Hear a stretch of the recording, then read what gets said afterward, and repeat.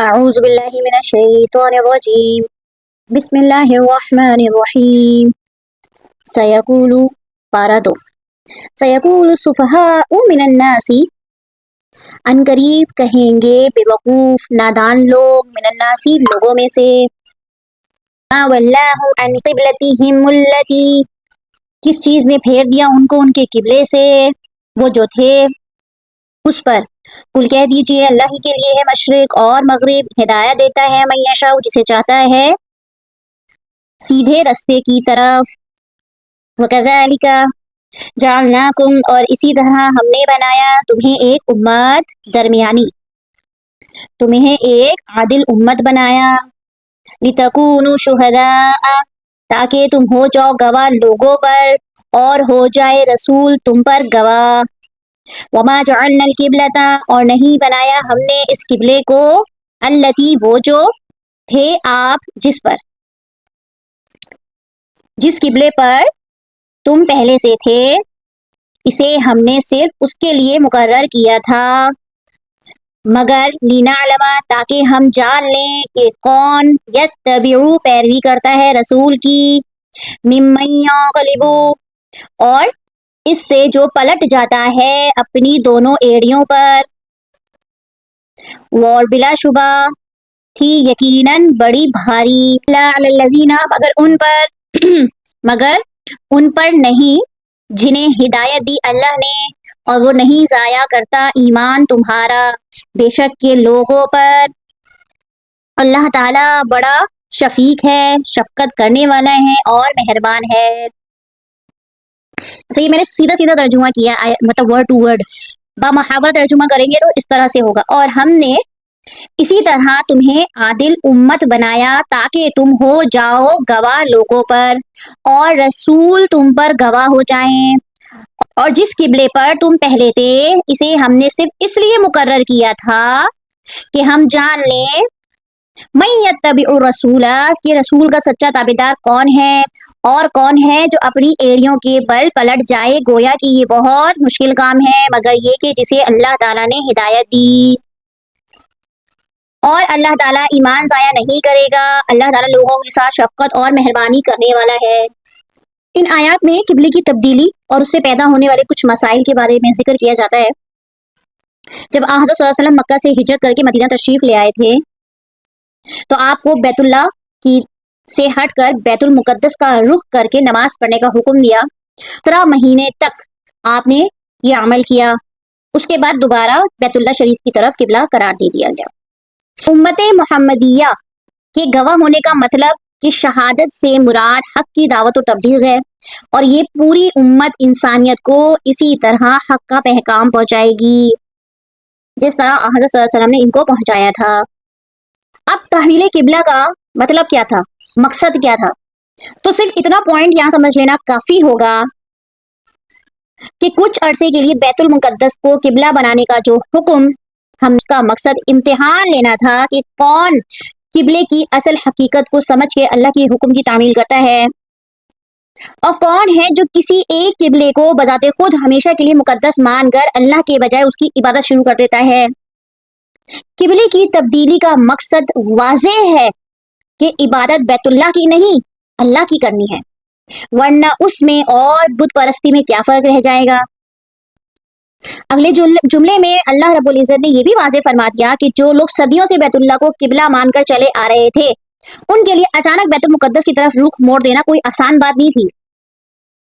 کیونکہ دلوں میں جن لوگوں کے برسوں سے اعتقاد بیٹھے ہوئے ہوتے ہیں یکایک اس کو بدل لینا بڑا مشکل کام ہے ہم کہتے ہیں نا کہ ہم نے فلاں سے سنا ہے ہماری اماں ہمارے ابا ایسے ہی کرتے آ رہے تو ہم بھی ایسے ہی کریں گے بھلے ہی وہ ہماری سنت کے خلاف ہو اگر کوئی سمجھا بھی رہا ہو تو ہم ہٹ دڑم نہ ہو جائیں کہ بھائی یہ تو نہیں ہم تمہارے باؤ اجداد اسی سے چلے آ رہے نہیں ہمیں یہ دیکھنا ہے کہ اللہ کا حکم کیا کہہ رہا ہے یہاں پر تو اسی طرح اللہ رب العزت نے بھی آزمائش کے طور پر آزمانا چاہا کہ میرے بندے آیا میری عبادت کرتے ہیں یا صرف اس قبلے کی عبادت کر رہے ہیں لیکن جن لوگوں نے اپنی قوت ایمانی کا مظاہرہ کیا اور چوں چرا کیے بغیر اللہ تعالیٰ کے اس ایمانی جذبے کو ایکسپٹ کیا تو اللہ تعالیٰ نے بھی اسے ضائع نہیں کیا اور بڑا اجر رکھا ان لوگوں کے لیے۔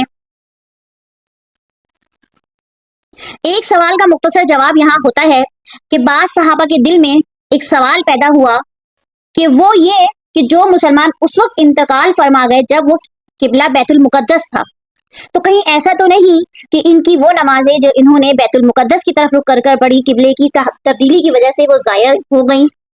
تو اس میں اس آیت کا جواب ہے کہ نہیں، چونکہ انہوں نے اپنی ایمانی جذبے کے تحت وہ نمازیں اللہ ہی کے حکم کی تعمیل میں پڑھی تھی، تو وہ نمازیں ضائع نہیں ہوں گی۔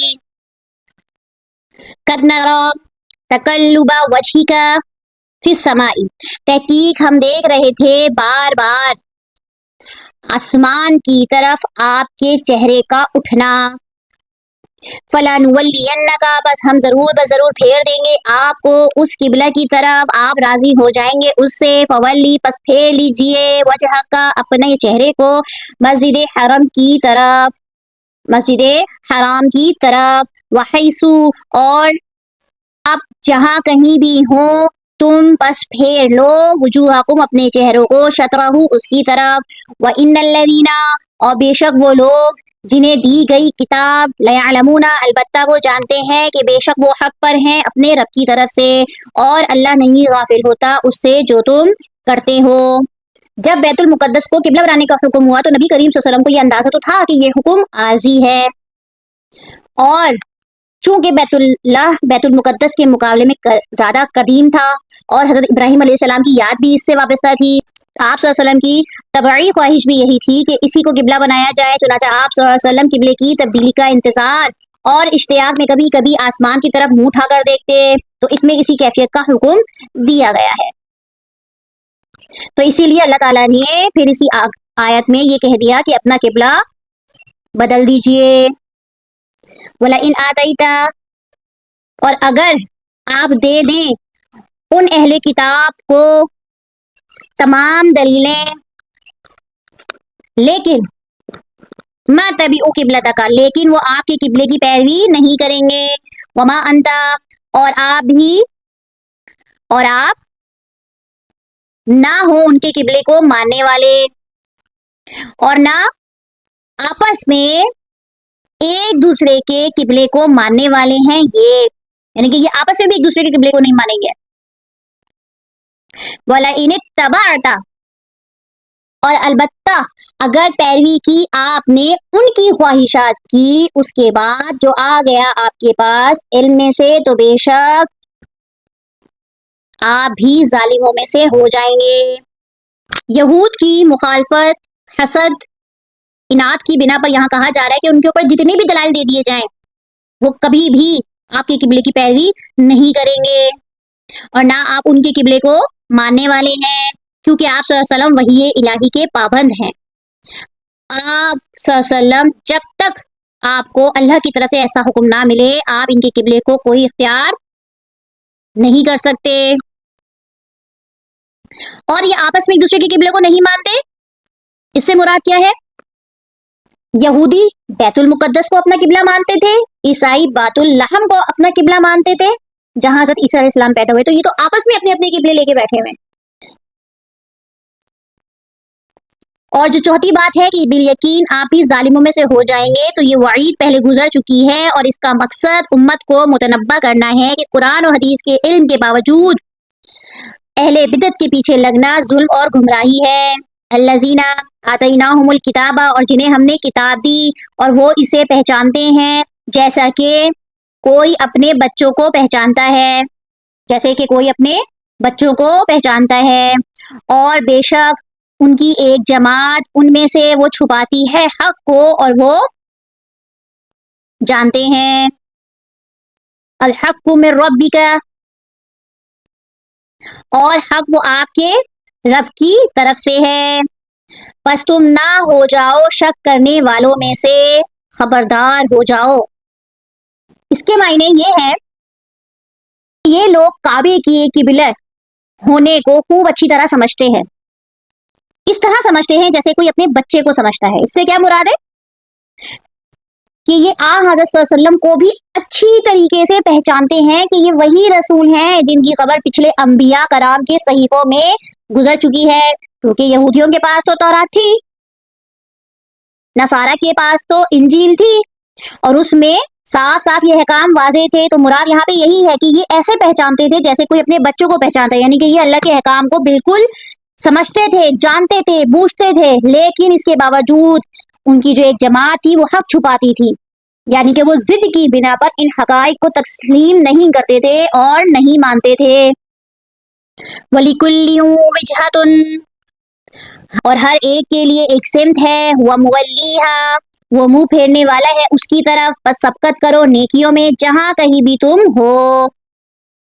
याति बिकुम, ले आएगा तुम्हें अल्लाह सबको, यानी कि अल्लाह ताला तुम सबको ले आएगा। बेशक ये अल्लाह ताला हर चीज पर खूब कुदरत रखने वाला है। हर शख्स एक न एक तरफ मुतवज्जा हो रहा है, मतलब नेकियों की तरफ, नेकियां करने में।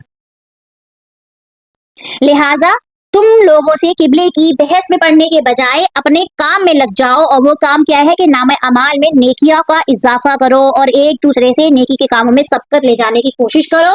वमिन हैसु खरजता, और जहां कहीं से आप निकले तो फेर लीजिए अपना चेहरा शतरल मस्जिदिल हराम, मस्जिद हराम की तरफ, और बेशक के वो अलबत्ता हक है आपके रब की तरफ से।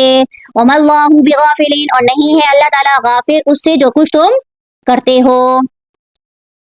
वमिन हैसु, और जहाँ कहीं से फरश्ता पवनी निकले आप तो फेर लीजिए अपना चेहरा मस्जिद हराम की तरफ। वहैसु मा कुंतुम, और जहाँ कहीं भी तुम हो, फवल्लु वुजूहकुम, तो फेर लो अपने चेहरों को उसी की तरफ। लिअल्ला यकूना, ताकि ना हो लोगों के लिए तुम पर कोई हुज्जत, इल्ला सिवाय ये कि उनके जिन्होंने जुल्म किया उनमें से, फला तख्शौहुम, और तुम ना डरो उनसे, और डरो सिर्फ मुझसे।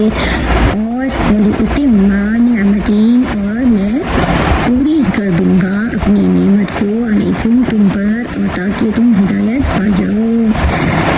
यानी जिस जगह से आप निकलें अपना मुंह मस्जिद हराम की तरफ फेर लें, और जहाँ कहीं तुम हो अपने चेहरे को उसी तरफ कर लो, ताकि लोगों की कोई हुज्जत तुम पर बाकी ना रह जाए सिवाय उन लोगों के जिन्होंने उनमें से जुल्म किया। तो इनसे ना डरो, तुम इनसे ना डरो, मुझी से डरो, ताकि मैं अपनी नेमत तुम पर पूरी करूं, और इसलिए भी कि तुम राह रास्त पालो। तो अल्लाह रब्बुल इज्जत के सामने खड़े हो जाओगे। अब अल्लाह ताला ने मस्जिद हराम की तरफ रुख करने का हुक्म इन आयात में 3 मरतबा दोहराया है। इससे एक तो हुक्म की अहमियत और ताकीद जतलानी मकसूद थी, दूसरे ये बताना मकसूद था कि किबले का रुख करना सिर्फ उस हालत में नहीं है कि जब कोई शख्स बैतुल्लाह के सामने मौजूद हो, बल्कि जब मक्का मुकर्रमा से निकला हुआ हो तब भी यही हुक्म हो। कहीं दूर चला जाए तब भी ये फरीजा खत्म नहीं होता। यहाँ पे ये जो कहा जा रहा है कि आप फेर ले मस्जिद हराम की तरफ अपने चेहरे को, इसका मतलब ये है कि जब बैतुल मुकद्दस किबला था, यहूदी ये हुज्जत करते थे कि देखो हमारा दीन तो बरहक है, क्योंकि यहूदियों का किबला तो बैतुल मुकद्दस था, इसलिए ये लोग हमारे किबले को इख्तियार करने पर मजबूर हो गए। मुशरिकीन मक्का ये बहस करते थे मुसलमानों से। मुसलमान अपने आप को हज़रत इब्राहिम अलैहिस्सलाम का मुत्तबी कहते थे, मगर उन्होंने इब्राहिमी किबले को छोड़कर ये बहस करते थे यहूदी उनसे ऐसे ऐसे कहकर। अब जबकि किबले की तब्दीली में जो मसलहत थी वो हासिल हो गई कि अल्लाह रब्बुल इज्जत ने सिर्फ ये देखना था कि कौन मेरे हुक्म के ताबे होता है। मेरे कहने पे अगर मैंने कह दिया बैतुल मुकद्दस की तरफ रुख करो तो वो वहां चले गए बगैर चूं चला किए, और जब मैंने वापस कह दिया कि इधर बैतुल हराम की तरफ रुख करो तो वो इस तरफ आ गए।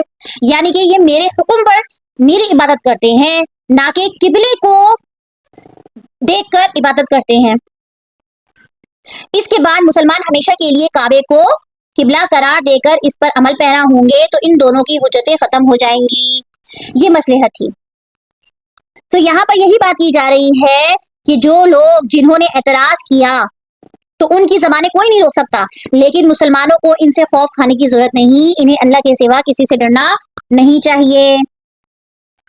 कमा अरसलना फीकुम रसूलन, जिस तरह हमने तुम्हें तुम्ही में से रसूल भेजा जो पढ़कर सुनाता है हमारी आयात, हमारी आयतें, और तुम्हें युज़क्कीकुम पाक करता है, और तुम्हें सिखलाता है किताब और हिकमत, व युअल्लिमुकुम, और तुम्हें सिखाता है ما لم تکونوا تعلمون، جو تم نہیں جانتے۔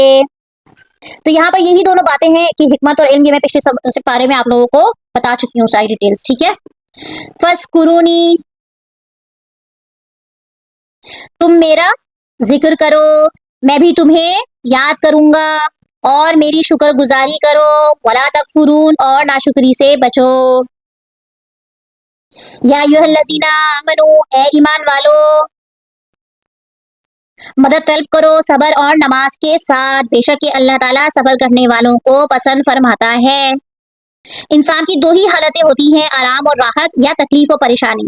تو نعمت میں شکر الہی کی تلقین، اور تکلیف میں صبر اور اللہ سے استعانت کی تاکید فرمائی گئی ہے۔ حدیث میں آتا ہے مومن کا معاملہ بھی عجیب ہے، اسے خوشی پہنچتی ہے تو اللہ کا شکر ادا کرتا ہے، اور تکلیف پہنچتی ہے تو صبر کرتا ہے، دونوں ہی حالتیں اس کے لیے خیر ہیں۔ وَلَا تَقُولُوا لِمَن يُقْتَلُ،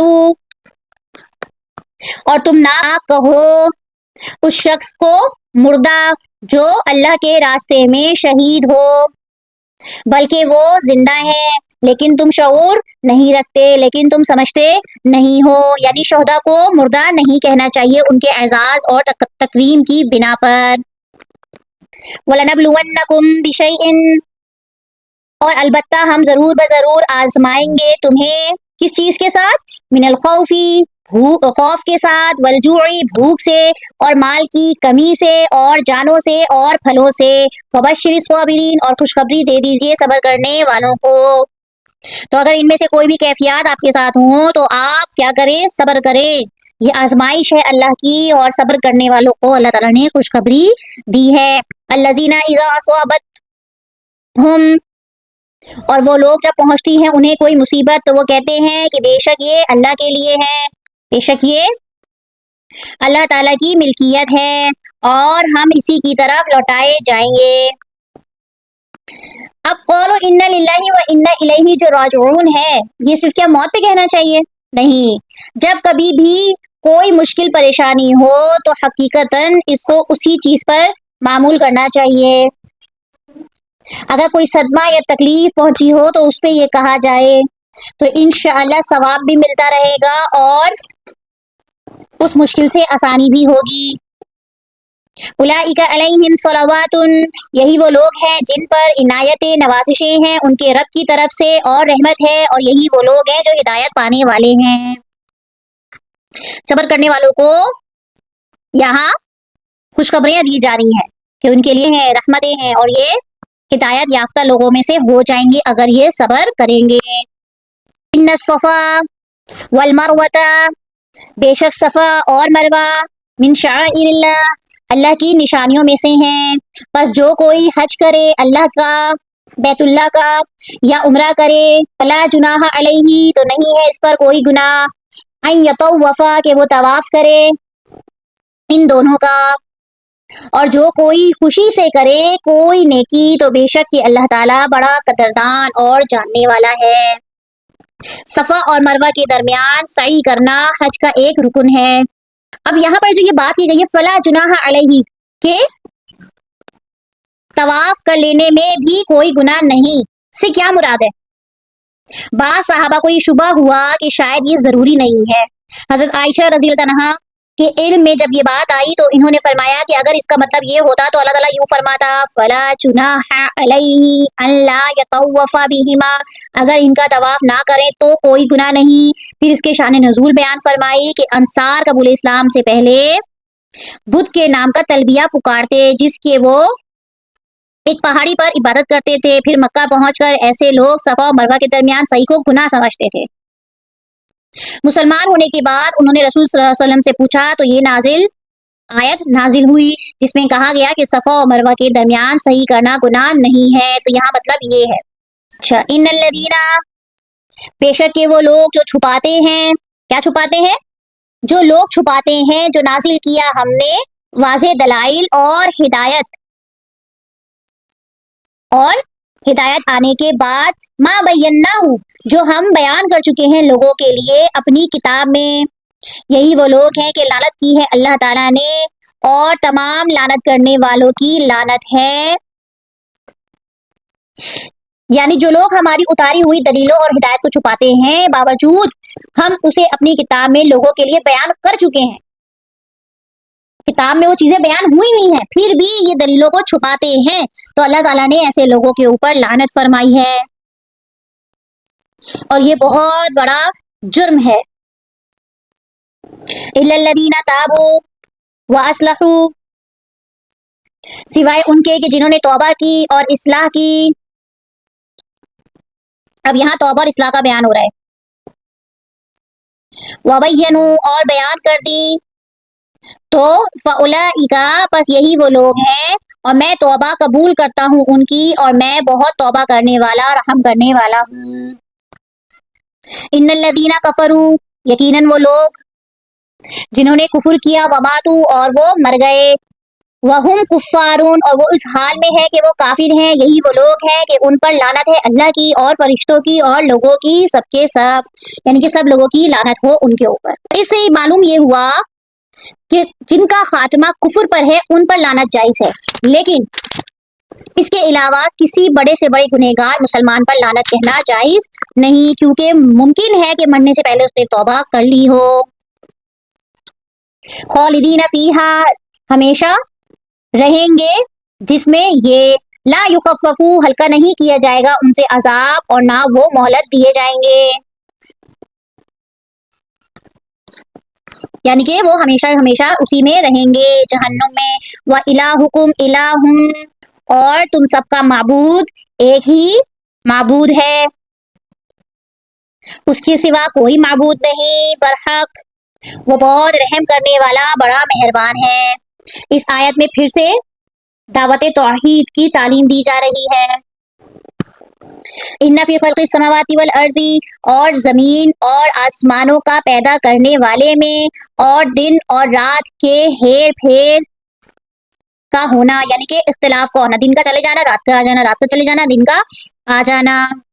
والفلک التی، اور کشتیوں میں جو چلتی ہیں سمندر میں، اور اس کے ساتھ جو لوگوں کو نفع دیتا ہے۔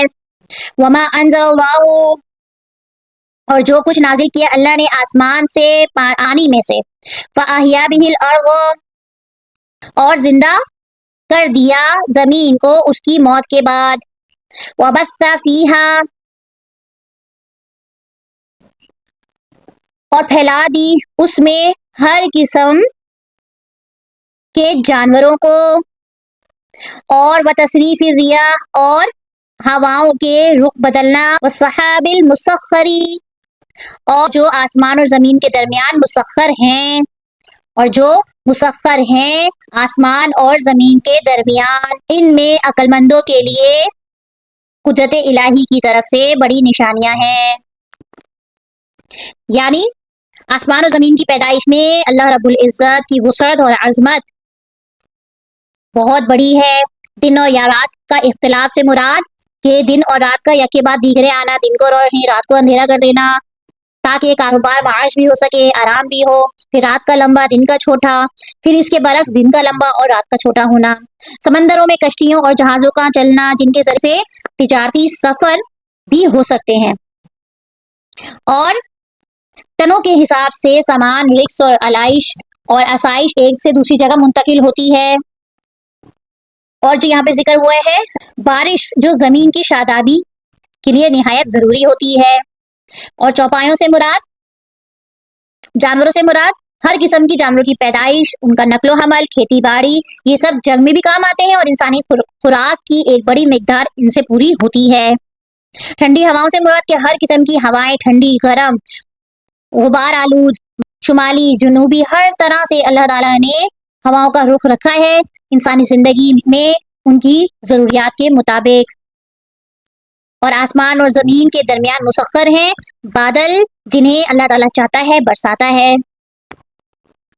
تو اس چیز میں کوئی شریک نہیں اللہ کا، تو پھر اس کو چھوڑ کر دوسروں کو معبود اور حاجت روا سمجھنے میں کہاں کی عقل مندی ہے۔ وَمِنَ النَّاسِ، اور لوگوں میں سے جو بنا لیتے ہیں من دون اللہ، اللہ کے سوا، اندادن، کئی شریک، युहिब्बूनहुम, वो मोहब्बत करते हैं उनसे। कैसी मोहब्बत करते हैं? कहुबिल्लाह, अल्लाहु अकबर, जैसे कि मोहब्बत होनी चाहिए अल्लाह से। वल्लज़ीना आमनु अशद्दु हुब्बन लिल्लाह, और ईमान वाले अल्लाह की मोहब्बत में बहुत सख्त होते हैं। फलौ यरा, और काश देख लें वो जिन्होंने जुल्म किया, जब वो देखेंगे अजाब को कि बेशक के कुव्वत अल्लाह के लिए है सारी की सारी, और बेशक अल्लाह ही शदीद अजाब देने वाला है। इतनी वाज़ेह दलाइल के बावजूद ऐसे लोग थे जो अल्लाह को छोड़ के दूसरों को शरीक बना लेते थे। शिर्क के मुजाहिर आज भी आम हैं। इस्लाम के नाम लेवाओं के अंदर भी आज ये बीमारी घर कर गई है। उन्होंने भी ना सिर्फ गैरुल्लाह, पीरों फकीरों, गद्दी नशीनों को अपना मलजा किबला हाजात बना लिया है, बल्कि उनसे मोहब्बत अल्लाह से भी ज्यादा करते हैं। अल्लाहु अकबर कबीरा। अल्लाह रब्बुल इज़्ज़त हम सब का ईमान पर खात्मा नसीब फरमाए और हमें इन सब से बचाए जिसका अल्लाह हमें हुक्म देता है। आमीन। इस्तबर अल्लज़ीना तुबिउ, जब बेजार होंगे वो लोग जिनकी पैरवी की थी उन लोगों ने, और वो देख लेंगे अजाब को अपनी आंखों से, तो वो सारे रिश्ते नाते उनसे तोड़ देंगे और वो तक़त्तअत, कट जाएंगे, तोड़ देंगे उनसे तमाम असबाब।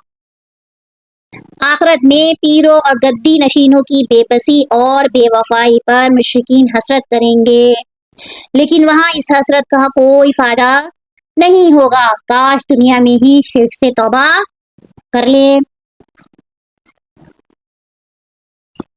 वक़ाल अल्लज़ीना, और कहेंगे वो लोग जिन्होंने ताबेदारी की,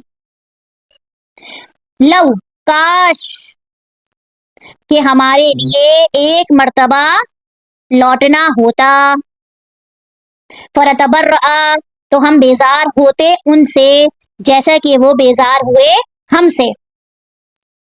कज़ालिका युरीहुमुल्लाहु, इसी तरह अल्लाह दिखाएगा उन्हें उनके अमाल, उनको हसरत दिलाने को, और हरगिज नहीं निकालेगा उन्हें जहन्नुम से। अल्लाह अकबर। यानी कि वो आखिरत में अपने ही आप से, यानी कि जो उनके पेशवा हैं वो अपने, जो नीचे लोग जो उनकी ताबेदारी करते हैं वो उनसे बेजार होंगे, और जो ताबेदारी करने वाले लोग हैं वो अपने पेशवाओं से बेजार होंगे, दोनों एक दूसरे से बेजार हो रहे होंगे। अय्युहन नासू, ए लोगो, कुलू खाओ उसमें से, किसमें से?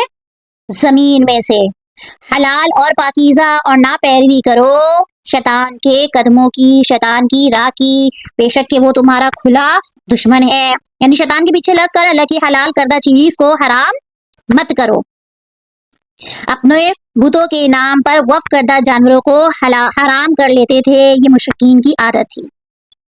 इन्नमा यअमुरुकुम, बेशक वो हुक्म देता है तुम्हें बुराई का और बेहयाई का, और व अन तक़ूलू अलल्लाही, और अल्लाह ताला पर इन बातों के कहने का हुक्म देता है जिनका तुम्हें इल्म नहीं। यानी कि वो ऐसी बातें करता है शैतान तुम्हारे सामने कि जिनका तुम्हें इल्म नहीं, अल्लाह ताला को है लेकिन। व इज़ा क़ीला, और जब कहा जाता उन्हें कि पैरवी करो जो नाजिल किया अल्लाह ने, क़ालू, तो वो कहते बल नत्तबिउ मा अल्फ़ैना, कि नहीं बल्कि हम तो पैरवी करेंगे जिस पे पाया हमने अपने आबाओ अजदाद को। अवलौ काना आबाउहुम, क्या क्या भला अपने आबाओ अजदाद, क्या भला उनके आबाओ अजदाद ना वो अकल करते थे कुछ भी, और ना वो हिदायत याफ्ता हूँ। गोया कि उनके बाप दादा बेअकल और गुमशुदा राह पर हूँ। یہاں اہل بدعت کو سمجھایا جا رہا ہے کہ ان بدعات کو دین میں کوئی اصل نہیں، کہ جو رسمیں آباء و اجداد سے چلی آ رہی ہیں ان کو دینی بصیرت کے پیش نظر تم کرتے ہی چلے جاؤ۔ دلائل شرعیہ میں دیکھا جائے گا کہ اس کا کیا حکم ہے۔ اللہ تعالیٰ مسلمانوں کو اس دلدل سے نکالے، آمین۔ وَمَثَلُ الَّذِينَ كَفَرُوا، اور مثال ان کی جنہوں نے کفر کیا، كَمَثَلِ الَّذِي، مثال اس کے مانند ہے کہ جو چیخ کر پکارتا ہے اسے جو نہیں سنتا مگر پکار، اور آواز سمن بہرے ہیں، گونگے ہیں، اندھے ہیں، بس وہ عقل نہیں رکھتے۔ وَمَثَلُ الَّذِينَ كَفَرُوا، اور مثال ان کافروں کی كَمَثَلِ الَّذِي، اس جانوروں جیسی ہے، يَنعِقُ بِمَا لَا يَسْمَعُ إِلَّا دُعَاءً وَنِدَاءً، اس چرواہے کی صرف پکار اور آواز کو ہی سنتے ہیں، سمجھتے نہیں۔ ان جانوروں کی طرح ہے جو اپنے چرواہے کی صرف پکار اور آواز کو ہی سنتے ہیں، بہرے ہیں، گونگے ہیں اور اندھے ہیں، انہیں عقل نہیں ہے۔ کافروں کی یہاں مثال دی جاتی ہے کہ ان جانوروں کی طرح ہے کہ جن کو چرواہا بلاتا اور پکارتا ہے، وہ جانور آواز تو سنتے ہیں لیکن وہ سمجھتے نہیں ہے کہ انہیں پکارا کیوں جا رہا ہے، انہیں بلایا کیوں جا رہا ہے۔ ایھا الذین، اے ایمان والو، کھاؤ پاکیزہ چیزوں میں سے جو عطا کی ہم نے تمہیں، جو رزق دیا ہم نے تمہیں، اور شکر کرو اللہ کا اگر تم اسی کی عبادت کرتے ہو خاص۔ اہل ایمان کو تمام پاکیزہ چیزوں کے کھانے کا حکم دیا جا رہا ہے اور حرام چیزوں سے بچنے کا بھی حکم دیا جا رہا ہے۔ انما حرم علیکم المیتۃ، بے شک اس نے حرام کیا تم پر مردار، والدم اور خون، ولحم الخنزیر، خنزیر کا گوشت، وما اہل به لغیر اللہ، اور وہ جو پکارا گیا اس کو واسطے غیر اللہ کے، اور وہ جس پر اللہ کے سوا دوسروں کا نام پکارا گیا وہ حرام ہے۔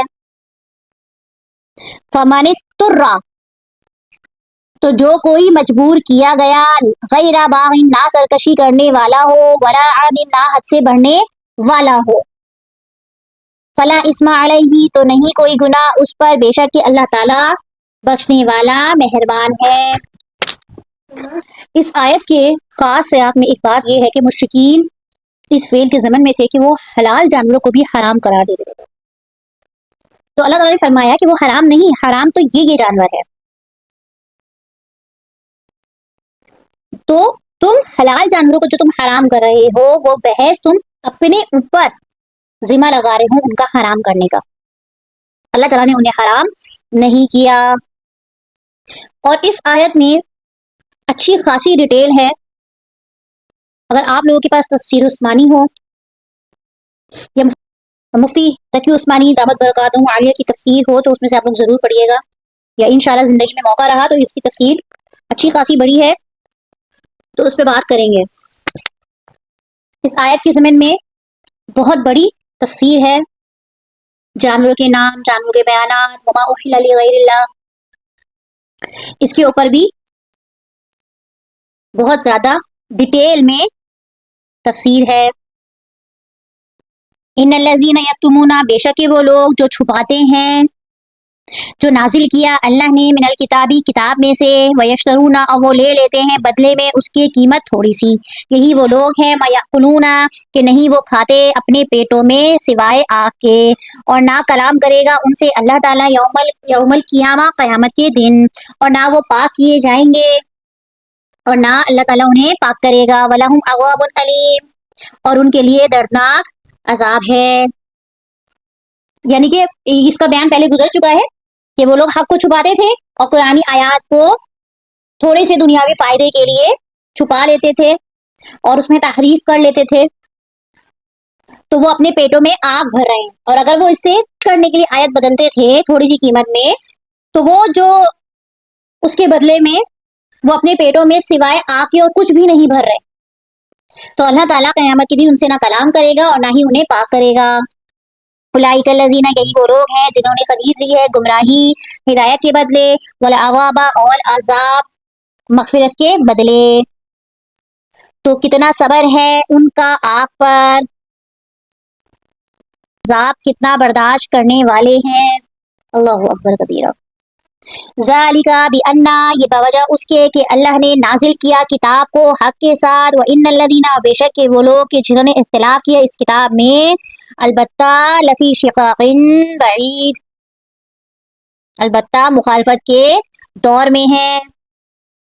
لیس البر، نہیں ہے نیکی کہ تم پھیر لو اپنے چہروں کو مشرق کی طرف، والمغربی اور مغرب کی طرف، مطلب ساری اچھائی مشرق و مغرب کی طرف منہ کرنے میں نہیں ہے، ولیکن، اور لیکن، نیکی من آمنا، جو ایمان لائے اللہ پر، آخرت کے دن پر، والملائکتی، فرشتوں پر، والکتابی، کتاب پر، اور نبیوں پر، اور وہ دے مال اس کی محبت میں، ذوی القربا، قرابت داروں کو، والیتامی، اور یتیموں کو، اور مسکینوں کو، اور وابن السبیل، مسافروں کو، والسائلین، اور سوال کرنے والوں کو، وفی الرقابی، اور گردنیں چھڑانے میں، واقام الصلاۃ، اور وہ قائم کرے نماز، اور دے وہ زکوٰۃ، والموفون، اور جو پورا کرنے والے ہوں اپنے عہد کو، کہ جب وہ عہد کریں، اور وہ صبر کرنے والے ہیں مصیبت میں، تنگدستی میں، والضراء، اور تکلیف میں، وحین البأس، اور جنگ کے وقت میں، یہی وہ لوگ ہیں کہ جنہوں نے سچ کہا، اور یہی وہ لوگ ہیں جو متقی ہیں۔ اچھا، ساری اچھائی مشرق و مغرب کی طرف منہ کرنے میں نہیں، اس سے کیا مراد ہے؟ اس سے مراد کیا ہے؟ اس سے مراد یہ ہے کہ تحویل قبلے کا جو حکم ہوا تھا تو اس میں اللہ تعالیٰ نے فرمایا کہ مشرق یا مغرب کی طرف رخ کر لینا بذات خود کوئی نیکی نہیں ہے، بلکہ یہ تو صرف مرکزیت اور اجتماعیت کا حصول کا ایک طریقہ ہے۔ اصل نیکی تو عقائد پر ایمان رکھنا ہے جو اللہ نے بیان فرمائے، اور ان اعمال وہ اخلاق کو اپنانا ہے جس کی تاکید اللہ رب العزت نے فرمائی ہے۔ پھر یہاں پہ سارے ہمیں تفصیلات دے دی، فرشتوں پر ایمان، کتاب پر، نبیوں پر، مال سے محبت کرنے کے باوجود، قرابت داروں، یتیموں، مسکینوں، مسافروں، سوال کرنے والوں، غلاموں کو آزاد کرنے میں، نماز کی پابندی، زکوٰۃ کی ادائیگی، جب وہ وعدہ کریں تو اس کو پورا کریں، تندرستی میں، دکھ میں، لڑائی کے وقت صبر کریں، یہی وہ لوگ سچے ہیں اور یہی وہ لوگ پرہیزگار ہیں۔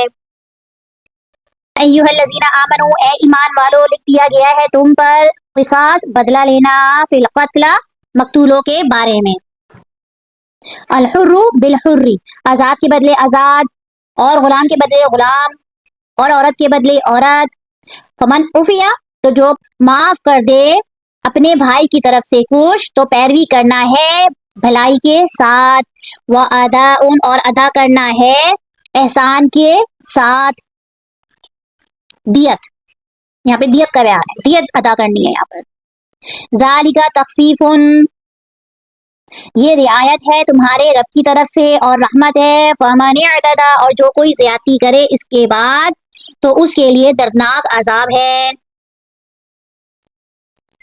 زمانے جہلیت میں کوئی نظام نہیں تھا، آئے دن قبیلوں میں قتل و غارت ہوتا رہتا تھا، تو یہاں پر یہ حکم نازل کر دیا گیا۔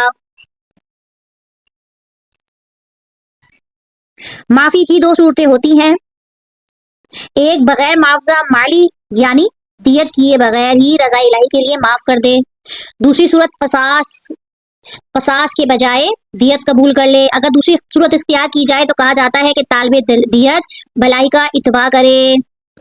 وَلَكُمْ فِي الْقِصَاصِ، اور تمہارے لیے بدلہ لینے میں زندگی ہے، اے عقل والوں، تاکہ تم بچ جاؤ۔ جب قاتل کو یہ خوف ہوگا کہ میں بھی قصاص میں قتل کر دیا جاؤں گا تو پھر اسے کسی کو قتل کرنے کی ضرورت ہی نہیں ہوگی۔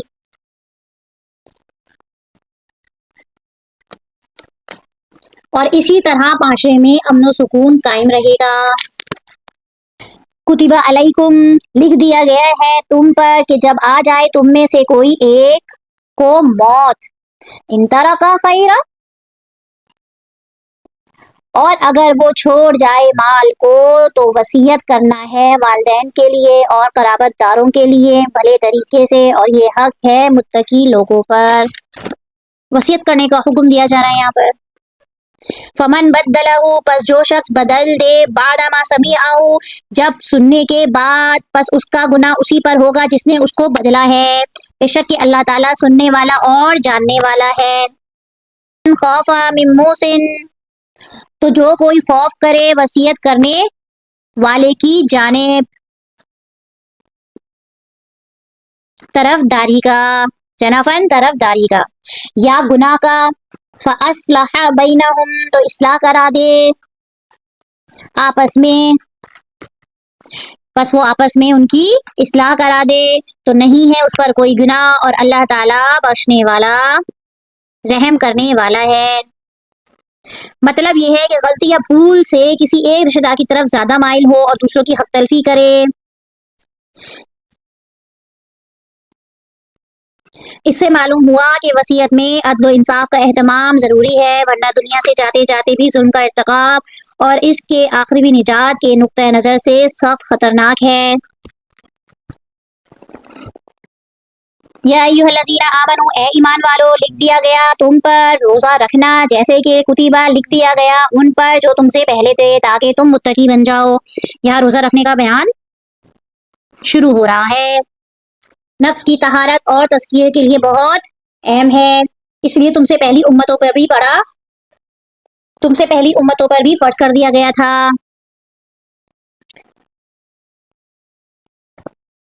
ایام معدودات گنتی کے چند دن ہی ہے، فمن کان منکم مریضا پس تم میں سے اگر کوئی ہو مریض یا سفر میں تو وہ پوری کر لے دنوں میں گنتی کو، اور دنوں میں گنتی کو پوری کر لے۔ وعلی الذین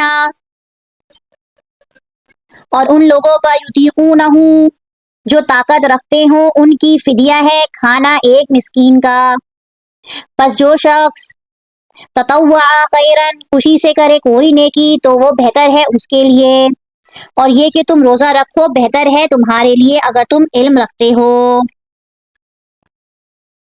مسافر اور بیمار کو رخصت دے دی گئی کہ جتنے روزے رکھ سکو بیماری میں، اگر رکھنا چاہو تو رکھو ورنہ چھوڑ دو، اب بعد میں گنتی پوری کر لینا۔ پھر یہاں پہ کہا گیا یطیقونہ مشقت کے ساتھ روزہ رکھ سکیں، جو شخص زیادہ بڑھاپے یا ایسی بیماری کی وجہ سے جس سے شفا یابی کی امید نہ ہو روزہ رکھنے میں مشقت محسوس کرے تو وہ ایک مسکین کا کھانا بطور فدیہ دے دے۔ لیکن بعض مفسرین نے ترجمہ کیا ہے کہ طاقت رکھتے ہی کیا ہے، کہ جس کا مطلب یہ ہے کہ ابتداء اسلام میں روزے کی عادت نہ ہونے کی وجہ سے طاقت رکھنے والوں کو بھی رخصت دے دی گئی تھی کہ اگر وہ نہ روزہ رکھیں تو اس کے بدلے ایک مسکین کو کھانا دے دیا کریں۔ تو پھر بعد میں صاحب طاقت کے لیے روزہ فرض کر دیا گیا، تاہم زیادہ بوڑھے دائمی مریض کے لیے اب یہی حکم ہے کہ وہ فدیہ دے دیں۔ حاملہ مرضعہ عورتیں اگر مشقت محسوس کریں تو وہ مریض کے حکم میں ہوں گی، یعنی وہ روزہ نہ رکھیں، بعد میں روزے کی قضا دیں۔ شہر رمضان الذی مہینہ ہے رمضان کا، وہ ماہ رمضان وہ مہینہ ہے انزل فیہ القرآن نازل کیا گیا اس میں قرآن، ہدایت ہے لوگوں کے لیے اور واضح نشانیاں ہیں، من الہدی ہدایت کی، والفرقان اور فرقان کی، فمن شہیدہ تو کوئی موجود ہو تم میں سے اس مہینے میں، فلیصمہ پس ضرور وہ روزہ رکھے، فمن کانا مریضن اور جو کوئی مریض ہو یا سفر میں ہو تو گنتی پوری کرنا دوسرے دنوں میں، چاہتا ہے اللہ کی تمہارے ساتھ بھلائی کرے، آسانی کرے، اور وہ نہیں چاہتا کہ وہ تمہارے ساتھ تنگی کرے۔ وَلِتُكْمِلُوا الْعِدَّةَ تاکہ تم مکمل کرو گنتی کو، وَلِتُكَبِّرُوا اور تاکہ تم بڑائی بیان کرو اللہ کی، عَلَىٰ مَا هَدَاكُمْ جو اس نے تمہارے اوپر ہدایت دی تمہیں، اور اللہ تعالیٰ کی دی ہوئی ہدایت پر اس کی بڑائیاں بیان کرو، اور تاکہ تم شکر ادا کرو۔ رمضان میں نزول قرآن کا مطلب یہ نہیں کہ مکمل قرآن ایک ہی رمضان میں نازل ہوا، بلکہ رمضان کی شب قدر میں لوح محفوظ سے آسمان سے دنیا پر اتارا گیا۔ رمضان میں نزول قرآن کا آغاز ہوا اور پہلی وحی جو غار حرا میں آئی وہ رمضان میں آئی، اس اعتبار سے قرآن مجید اور رمضان المبارک کا آپس میں نہایت گہرا تعلق ہے۔ اسی وجہ سے نبی کریم صلی اللہ علیہ وسلم اس ماہ مبارک میں حضرت جبرائیل علیہ السلام کے ساتھ قرآن کا دور کیا کرتے تھے، اور جس سال آپ کی وفات ہوئی آپ نے رمضان میں جبرائیل علیہ السلام کے ساتھ 2 مرتبہ دور کیا، رمضان کی 3 راتوں 23, 25, 27 में। अल्लाह रब्बुल इज़्ज़त हमें भी कुरान का दौरा मुकम्मल करने की तौफीक दे और हिम्मत दे और ताकत दे और समझ दे। आमीन सुम्मा आमीन। व इज़ा सअलका, और जब कोई सवाल करे आपसे मेरे बंदे मेरे बारे में, फ़इन्नी, तो बेशक मैं करीब हूँ, मैं जवाब देता हूँ, दावतद दाई, दुआ करने वाले की दुआ का। और जब वो दुआ करते हैं मुझसे, फलयस्तजीबू, बस वो ज़रूर वो हुक्म माने मेरा। इसलिए लोगों को भी चाहिए कि वो मेरी बात मान लिया करें और मुझ पर ईमान रखें।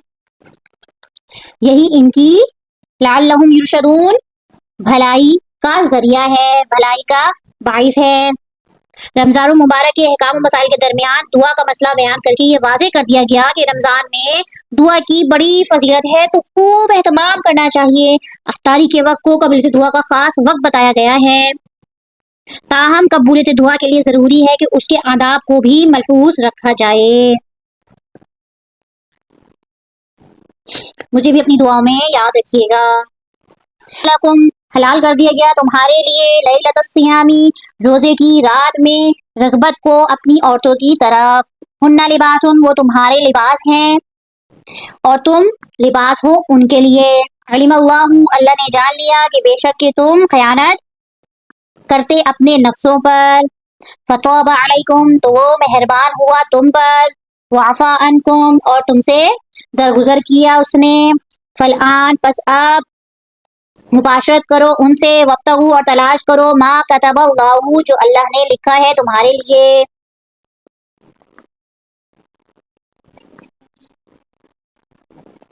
और वकुलू, और खाओ और पियो, यहाँ तक के वाजे हो जाए तुम्हारे लिए। खैतुल अबयदु, सफेद धागा, मिनल खैतिल अस्वदी, सियाह धागे से, यहाँ तक के वाजे हो जाए तुम्हारे लिए सफेद धागा सियाह धागे से। मिनल फजरी, फजर के वक्त। तुम्मा, फिर तुम पूरा करो रोजे को रात तक। वला तुबाशिरहुन्ना, और ना तुम मुबाशर करो उनसे। व तुम आकिफूना, और इस हाल में कि तुम एतकाफ करने वाले हो मस्जिदों में। तिलका हुदूदुल्लाही, ये अल्लाह की हुदूद है, तो ना तुम करीब जाओ उनके। इसी तरह वाज़े करता है अल्लाह ताला आयाती ही, अपनी निशानियों को लोगों के लिए, ताकि वो बच जाएं। अल्लाह ताला ने इस आयत में दोनों पाबंदियां उठा ली और अफ्तार से लेकर सुबह सादिक तक खाने पीने और बीवी से मुबाशरत करने की इजाजत दे दी। अच्छा, खैतुल अबियस, सफेद धागे से मुराद सुबह सादिक है, और खैतुल अस्वद से मुराद रात है, सुबह सादिक से रात तक। ठीक है। अच्छा, फिर रात तक रोजे को पूरा करो, इससे मुराद गुरूब शम्स के फौरन बाद है। और रोजा खोलने में ताखीर नहीं करनी चाहिए, जैसा कि हदीस में आता है। मफहूम ये है कि जैसा कि हदीस में भी रोजा जल्द अफ्तार करने की ताकीद और फजीलत भी बयान की गई है। दूसरा ये भी कहा कि विसाल मत करो। मतलब क्या है विसाल का? कि एक रोजा अफ्तार किए बगैर दूसरा रोजा रख लेना। नबी करीम सल्लल्लाहु अलैहि वसल्लम ने निहायत सख्ती से मना फरमाया है। वला ताकुलू, और तुम ना खाओ अपने मालों को आपस में, यानी कि एक दूसरे का नाहक माल ना खाया करो। वतुदलू बिहा इलल हुक्कामी, और ना हाकिमों को रिश्वत पहुंचाकर क्या करो? लिताकुलू फरीकन मिनल अम्वालिन नासी, और ना तुम पहुंचाओ रिश्वत अपने हाकिमों को, ताकि लिताकुलू, ताकि तुम खाओ लोगों के मालों में से कुछ हिस्सा या एक हिस्सा, बिल इसमी, गुनाह के साथ, हालांकि तुम जानते हो। ऐसे शख्स के बारे में कि जिसके पास किसी का हक हो लेकिन हक वाले के पास सबूत ना हो, तो ये कमजोरी का फायदा उठाकर अदालत या हाकिम मजाज से अपने हक में फैसला करवा लें रिश्वत देकर, और इस तरह दूसरे का हक गजब कर लें, तो ये जुल्म है और हराम है। यस अलूना का, वो सवाल करते हैं आपसे, अनिल अहिल्लती, नए चांद के बारे में। लोग आपसे चांद के बारे में सवाल करते हैं। कुल, कह दीजिए, हिया मवाक़ितु लिन्नासी, वो औकाते मुकर्ररा हैं लोगों के वास्ते, उनकी इबादत के वास्ते। वल हज्जी, और हज के। वलैसल बिर्रा, और नहीं है नेकी, क्या? बी अन तअतुल बियूता, कि तुम आओ अपने घरों को, मिन ज़ुहूरिहा, उनकी पीछे की तरफ से, कि तुम अपने घरों में पीछे की तरफ से आओ। वलकिन अलबिर्रा, और लेकिन नेकी, मन इत्तका, जो तकवा करेगा और आएगा अपने घरों को उनके दरवाजों से। नेकी क्या है कि अपने घरों में अपने दरवाजों से दाखिल हो, और डरो अल्लाह से ताकि कि तुम फलाह पा जाओ। बाज अहले अरब का ये मामूल था कि अगर हज का एहराम बांधने के बाद इन्हें किसी जरूरत से घर वापस जाना पड़ जाता तो वो घर के आम दरवाजे से दाखिल होने को नाजायज समझते थे। ऐसी सूरत में घर के पिछले हिस्से से दाखिल होते थे, ख्वाह उसके लिए इन्हें घर में नकब ही क्यों ना लगानी पड़े। ये आयत इस फजूल रस्म को बेबुनियाद करार दे रही है। वक़ातिलू, और जंग करो अल्लाह के रास्ते में, अल्लज़ीना, उन लोगों से जो जंग करते हैं तुमसे, और तुम सरकशी ना करो, तुम ज्यादती ना करो, बेशक कि अल्लाह ताला नहीं पसंद करता ज्यादती करने वालों को। इस आयत में पहली मर्तबा उन लोगों से लड़ने की इजाजत दी गई जो मुसलमानों से अमादा कताल रहते थे, ताहम ज्यादती से मना फरमाया, जिसका मतलब ये था कि औरतों, बच्चों, बूढ़ों को कत्ल ना करो जिनका जंग में हिस्सा ना हो। इसी तरह दरख्त वगैरह जला देना, जानवरों को बगैर मसलहत के मार देना भी ज्यादती है जिनसे बचा जाए। वक्तुलूहुम, और कत्ल करो इन्हें जहां भी पाओ तुम इन्हें, यानी इन्हें मारो जहां भी तुम इन्हें पाओ, और इन्हें निकालो मिन हैसु, वहां से जहां से निकाला इन्होंने तुम्हें। वल फितनतु, और फितना ज्यादा सख्त है मिनल कत्ली, कत्ल से, और तुम ना लड़ो उनसे मस्जिद हराम के पास, हत्ता, यहाँ तक कि युकातिलूकुम, वो लड़े तुमसे इसमें। फ़इन क़ातलूकुम, फिर अगर वो लड़े तुमसे, फ़क़्तुलूहुम, तो कत्ल करो इन्हें। कज़ालिका, यही है बदला काफिरों का।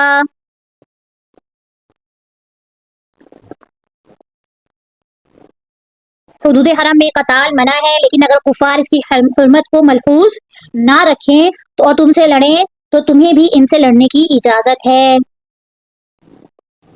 फ़इन इंतहू, बस अगर वो बाज आ जाए तो बस बेशक कि अल्लाह ताला बख्शने वाला बड़ा मेहरबान है। वक़ातिलूहुम, और लड़ो उनसे यहाँ तक के ला तकूना फितना, ना रहे कोई फितना, वयकून दीनु लिल्लाह, और हो जाए दीन पूरा का पूरा अल्लाह के लिए। फ़इन इंतहू, बस अगर वो बाज आ जाए तो नहीं कोई ज्यादती मगर जालिमों पर। यहाँ ये बात समझने की है कि जहाद का असल मकसद किसी को इस्लाम पर मजबूर करना नहीं था। यही वजह है कि आम हालात में कोई शख्स कुफ्र पर इसरार करे तब भी जिज़िये के जरिए इस्लामी हुकूमत के कवानीन की इताअत करके अपने मजहब पर कायम रह सकता है। हज़रत सल्लल्लाहु अलैहि वसल्लम के ज़माने में अज़ाब आम मौकूफ फरमा दिया गया, लेकिन ये हुक्म दिया गया कि जज़ीरे अरब में कोई काफिर मुस्तकिल शहरी की हैसियत में नहीं रह सकता। यहाँ इसके लिए तीन ही रास्ते हैं कि या इस्लाम लाए, या जज़ीरे अरब से बाहर चला जाए, या जंग में कत्ल हो जाए। अश्शहरुल हरामु, हुर्मत वाले महीने, हुर्मत वाले महीनों के बदले में क़िसासुन, और हुर्मतें अदले बदले की हैं। माहे हराम बदले माहे हराम के, वल हुर्मातु क़िसासुन, और हुर्मतों का बदला है।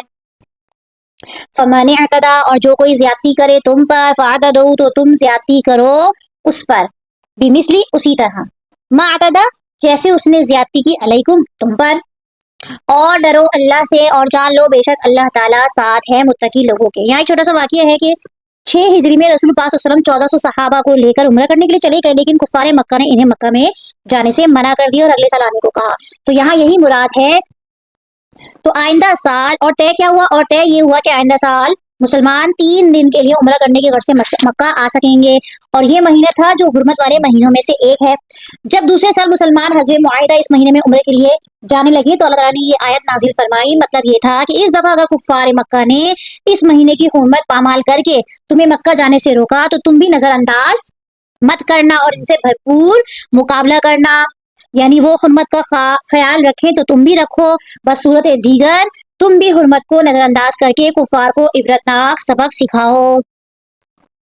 वआंफिकू, और खर्च करो अल्लाह के रास्ते पे, और तुम ना डालो अपने हाथों को हलाकत की तरफ। वआसिनु, और एहसान करो, बेशक अल्लाह ताला मोहब्बत रखता है एहसान करने वालों पर।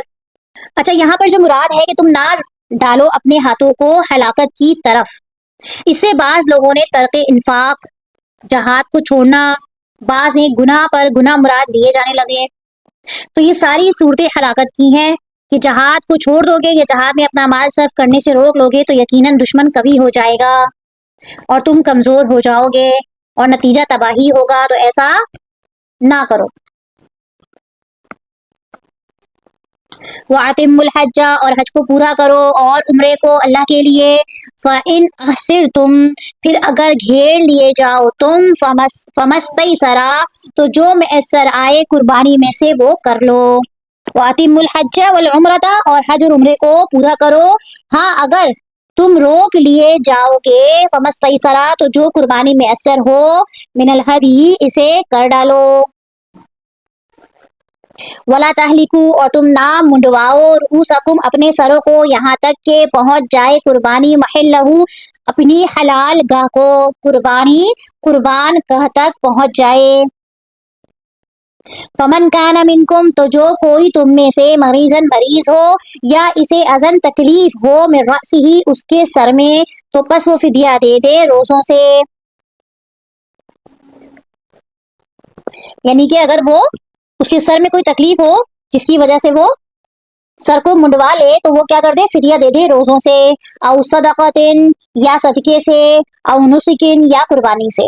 فَإِذَا أَمِنْتُمْ، پس جب امن میں آ جاؤ تم۔ فَمَن تَمَتَّعَ بِالْعُمْرَةِ، تو جو کوئی فائدہ اٹھائے عمرے کے ساتھ حج تک، فَمَسْتَيْسَرَ مِنَ الْهَدْيِ، اور جو کچھ بھی میسر ہو قربانی سے وہ کر لے، اور جسے قربانی میں جو کچھ بھی میسر ہو وہ کر ڈالے۔ فَمَن لَمْ يَجِدْ، اور اگر وہ نہیں پاتا تو وہ روزے رکھے 3 دن کے روزے حج کے دنوں میں، وَسَبْعَةٍ، اور 7 روزے جب وہ لوٹے، یعنی 3 روزے تو حج کے دنوں میں رکھ لے اور 7 واپسی میں۔ تِلْکَ عَشَرَةٌ کاملۃ، یہ پورے 10 روزے ہو گئے کے لیے جو نہ ہو اس کے اہل خانہ مسجد حرام کے پاس رہنے والے، اور یہ حکم ان کے لیے ہے جو مسجد حرام کے رہنے والے نہ ہوں۔ واتقوا اللہ، اور ڈرو اللہ سے اور جان لو بے شک اللہ تعالیٰ سخت عذاب دینے والا ہے۔ یعنی اگر کسی کو تکلیف ہو جائے، سر کے بال منڈوانے پڑ جائیں تو فدیہ ضروری ہے۔ حج کی 3 قسمیں ہیں، افراد، قران، حج تمتع۔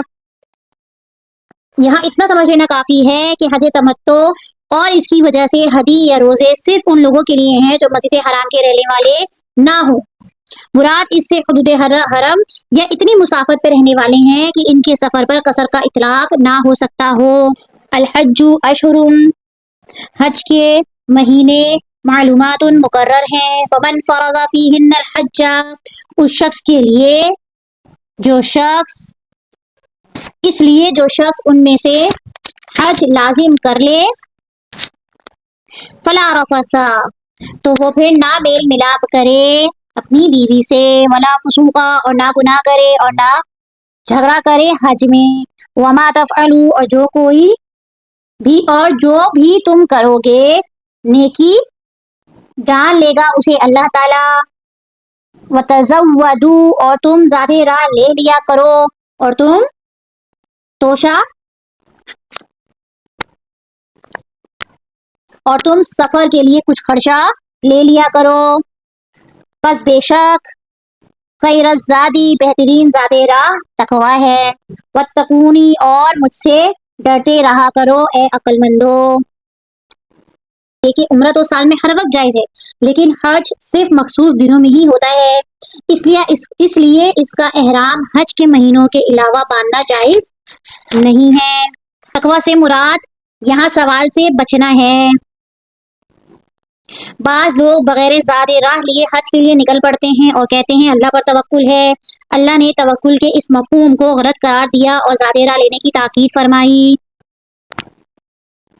لیس علیکم جناح، نہیں ہے تم پر کوئی گناہ کہ اگر تم تلاش کرو فضل اپنے رب کی طرف۔ فاذا افضتم، پس جب تم پلٹو عرفات سے تو تم یاد کرو اللہ کو، پس تم ذکر کرو اللہ کا عند مشعر الحرامی، تو مشعر حرام کے پاس اللہ کا ذکر کرو۔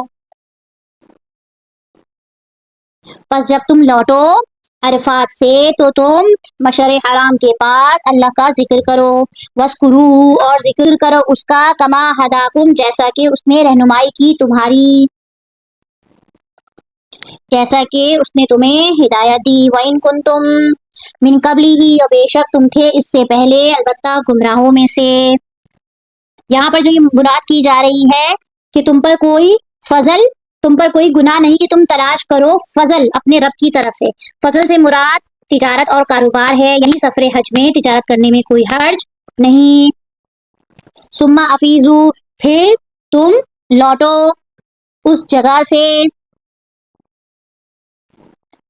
جس جگہ سے سب لوگ لوٹتے ہیں، اور تم واستغفروا طلب کرو اللہ سے، بے شک کہ اللہ تعالیٰ بہت بخشنے والا نہایت رحم کرنے والا ہے۔ فَإِذَا قَضَيْتُمْ پھر جا کر لو مناسک حج کے ارکان، تو بس تم یاد کرو اللہ کو، کذکرکم ایسے یاد کرو جیسے تم اپنے باپ داداؤں کو یاد کرتے تھے، او اشد ذکرن یا بلکہ اس سے بھی زیادہ، فمن الناس پس بعض لوگوں میں سے کچھ لوگ ایسے بھی ہیں جو کہتے ہیں اے ہمارے رب دے دے ہمیں دنیا میں دے، تو نہیں ہے وما لہ فی الآخرہ من خلاق اور نہیں ہے ایسے لوگوں کا آخرت میں کوئی حصہ۔ عرب کے لوگ حج سے فراغت کے بعد مینا میں میلے لگاتے، آباء و اجداد کے کارناموں کا ذکر کرتے۔ مسلمانوں کو کہا جا رہا ہے کہ تم 10 ذی الحجہ کو کنکریاں مارنے، قربانی کرنے، سر منڈوانے، طواف کعبہ، صفا و مروہ کی سعی سے فارغ ہو جاؤ، تو اس کے بعد جو 3 دن مینا میں قیام کرنا ہے وہاں خوب اللہ کا ذکر کرو، جیسے جاہلیت میں تم اپنے آبا کا ذکر کیا کرتے تھے۔ وَمِنْهُمْ مَن يَقُولُ اور ان میں سے جو کوئی ہے جو کہتا ہے اے ہمارے رب دے ہمیں دنیا میں بھلائی، وفی الآخرہ اور آخرت میں حسنہ بھلائی، اور بچا ہمیں عذاب سے آگ کے، یعنی ہمارے خیر کی توفیق۔ اہل ایمان دنیا میں بھی دنیا طلب نہیں کرتے بلکہ نیکی کی ہی طلب کرتے ہیں۔ نبی کریم صلی اللہ علیہ وسلم کثرت سے یہ دعا پڑھتے تھے۔ طواف کے دوران لوگ ہر چکر کی الگ الگ دعا پڑھتے ہیں جو خود ساختہ ہیں، اس کے بجائے طواف کے وقت یہی دعا کرے ربنا آتنا فی الدنیا حسنہ۔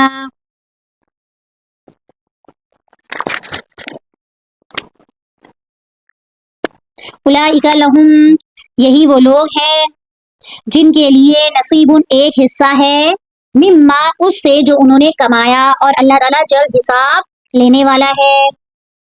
وَاذْكُرُوا اللَّهَ اور یاد کرو اللہ کو ان دنوں میں، معدودات گنتی کے چند دنوں میں، اور اللہ تعالیٰ کی یاد ان گنتی کے چند دنوں میں کرو۔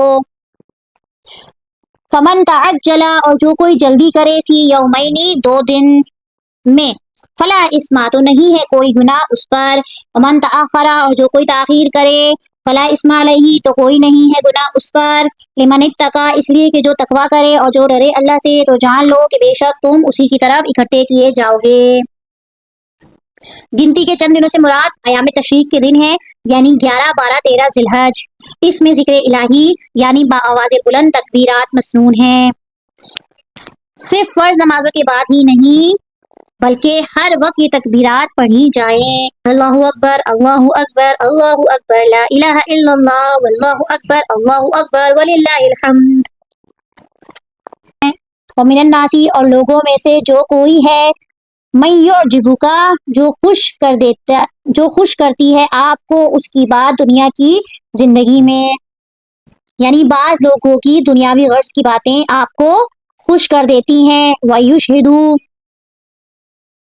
اور وہ گواہ بناتا ہے اللہ کو، علی ما فی قلبہ اس پر جو اس کے دل میں ہے، اور وہ اپنے دل کی باتوں پر اللہ کو گواہ بناتا ہے، وَهُوَ أَلَدُّ الْخِصَامِ حالانکہ وہ سب جھگڑالو ہے جھگڑا کرنے میں۔ بعض لوگوں کی دنیاوی غرض کی باتیں آپ کو خوش کر دیتی ہیں، وہ اپنے دل کی باتوں پر اللہ کو گواہ کرتا ہے حالانکہ وہ زبردست جھگڑالو ہے۔ یہ سارے منافقین اور متکبرین کے بارے میں بیان کی جا رہی ہے۔ وَإِذَا تَوَلَّى اور جب وہ منہ موڑتا ہے، وہ لوٹ کر آتا ہے سعی تو وہ کوشش کرتا ہے زمین میں تاکہ وہ فساد مچائے اس میں وَيُهْلِكَ اور وہ ہلاک کرے کھیتی کو والنسل اور نسل کو اور اللہ تعالیٰ نہیں وہ پسند کرتا فساد کو وَإِذَا قِيلَ اور جب کہا جاتا اس سے کہ ڈرو اللہ سے أَخَذَتْهُ امادہ کرتی ہے اسے العزت عزت گناہ پر فحسبہ تو کافی ہے اسے جہنم اور البتہ وہ ٹھکانہ برا ہے یعنی جب اسے کہا جائے کہ اللہ سے ڈرو تو تکبر اور تعصب اسے گناہ پر آمادہ کر دیتا ہے جب کہا جاتا اسے کہ ڈرو اللہ پر تو اس کو آمادہ کر دیتی ہے اس کی عزت گناہ پر فحسبہ تو کافی ہے اسے جہنم اور برا ہے اس کا ٹھکانہ ومن الناس اور لوگوں میں سے من یشتری نفسہ ابتغاء جو بیچتے ہیں اپنے نفس کو کس کے لیے اللہ کی رضا کی خواہش کے مطابق کہ وہ چاہتے ہیں اللہ کی رضا حاصل کر لیں واللہ رؤوف بالعباد اور اللہ بڑا شفیق ہے بندوں پر یا ایھا الذین آمنوا ادخلوا اے ایمان والو داخل ہو جاؤ فی السلم اسلام میں کافہ پورے کے پورے اور تم نہ پیروی کرو شیطان کے قدموں میں بے شک کہ وہ تمہارا دشمن ہے کھلم کھلا اہل ایمان کو کہا جا رہا ہے کہ اسلام میں پورے کے پورے داخل ہو جاؤ اس طرح نہیں کرو کہ جو باتیں تمہاری مصلحتوں کے ساتھ ہوں تم انہیں کو ایکسیپٹ کر لو اور جو تم پیروی نہ کر رہی ہو تم اسے نظر انداز کر دو اس طرح جو دین تم اور اسی طرح جو دین تم چھوڑ کر آئے ہو اس کی باتیں اسلام میں شامل کرنے کی کوشش مت کرو بلکہ اسلام کو مکمل طور پر اپناؤ اس سے دین میں بدعات کی بھی نفی کر دی گئی فَإِن زَلَلْتُمْ پس اگر تم پھسل جاؤ من بعد اس کے بعد جو آ گئی تمہارے پاس واضح نشانیاں فَاعْلَمُوا تو بس جان لو کہ بے شک اللہ تعالیٰ بہت زبردست حکمت والا ہے هل ينظرون کیا لوگوں کو اس بات کا انتظار ہے کہ ان کے پاس خود اللہ تعالیٰ ابر کے صاحبانوں میں آ جائے والملائکۃ اور فرشتے وقضی اور پورا کر دیا جائے الامر کام اور کام انتہا تک پہنچا دیا جائے اور اللہ ہی کی طرف لوٹائے جاتے ہیں سب کام یا تو قیامت کا عنصر ہے یا پھر قیامت برپا ہونے کا انتظار کر رہے ہیں کہ اللہ فرشتوں کے جلووں میں بادلوں کے سائے میں ان کے سامنے آ جائے اور فیصلہ کرے تب وہ ایمان لائیں گے سل بنی اسرائیل پوچھ لیجیے بنی اسرائیل سے کتنی دی ہم نے انہیں من آیت نشانیاں واضح اور جو شخص اللہ تعالیٰ کی نعمتوں کو اپنے پاس پہنچ جانے کے بعد بھی بدل ڈالے بس بے شک کہ اللہ تعالیٰ سخت سزا دینے والا ہے مثلاً عصائے موسیٰ جس کے ذریعے ہم نے جادوگروں کو توڑ دیا سمندر سے راستہ بنایا پتھر سے چشمے جاری کیے بادلوں کا سایہ من و سلوہ کا نزول وغیرہ اللہ کی قدرت اور پیغمبر کی صداقت کی دلیلیں تھیں لیکن اس کے باوجود بھی انہوں نے حکام الہی سے اعراض کیا اب جو شخص اللہ کی نعمتوں کو اپنے پاس آ جانے کے بعد بھی بدل ڈالے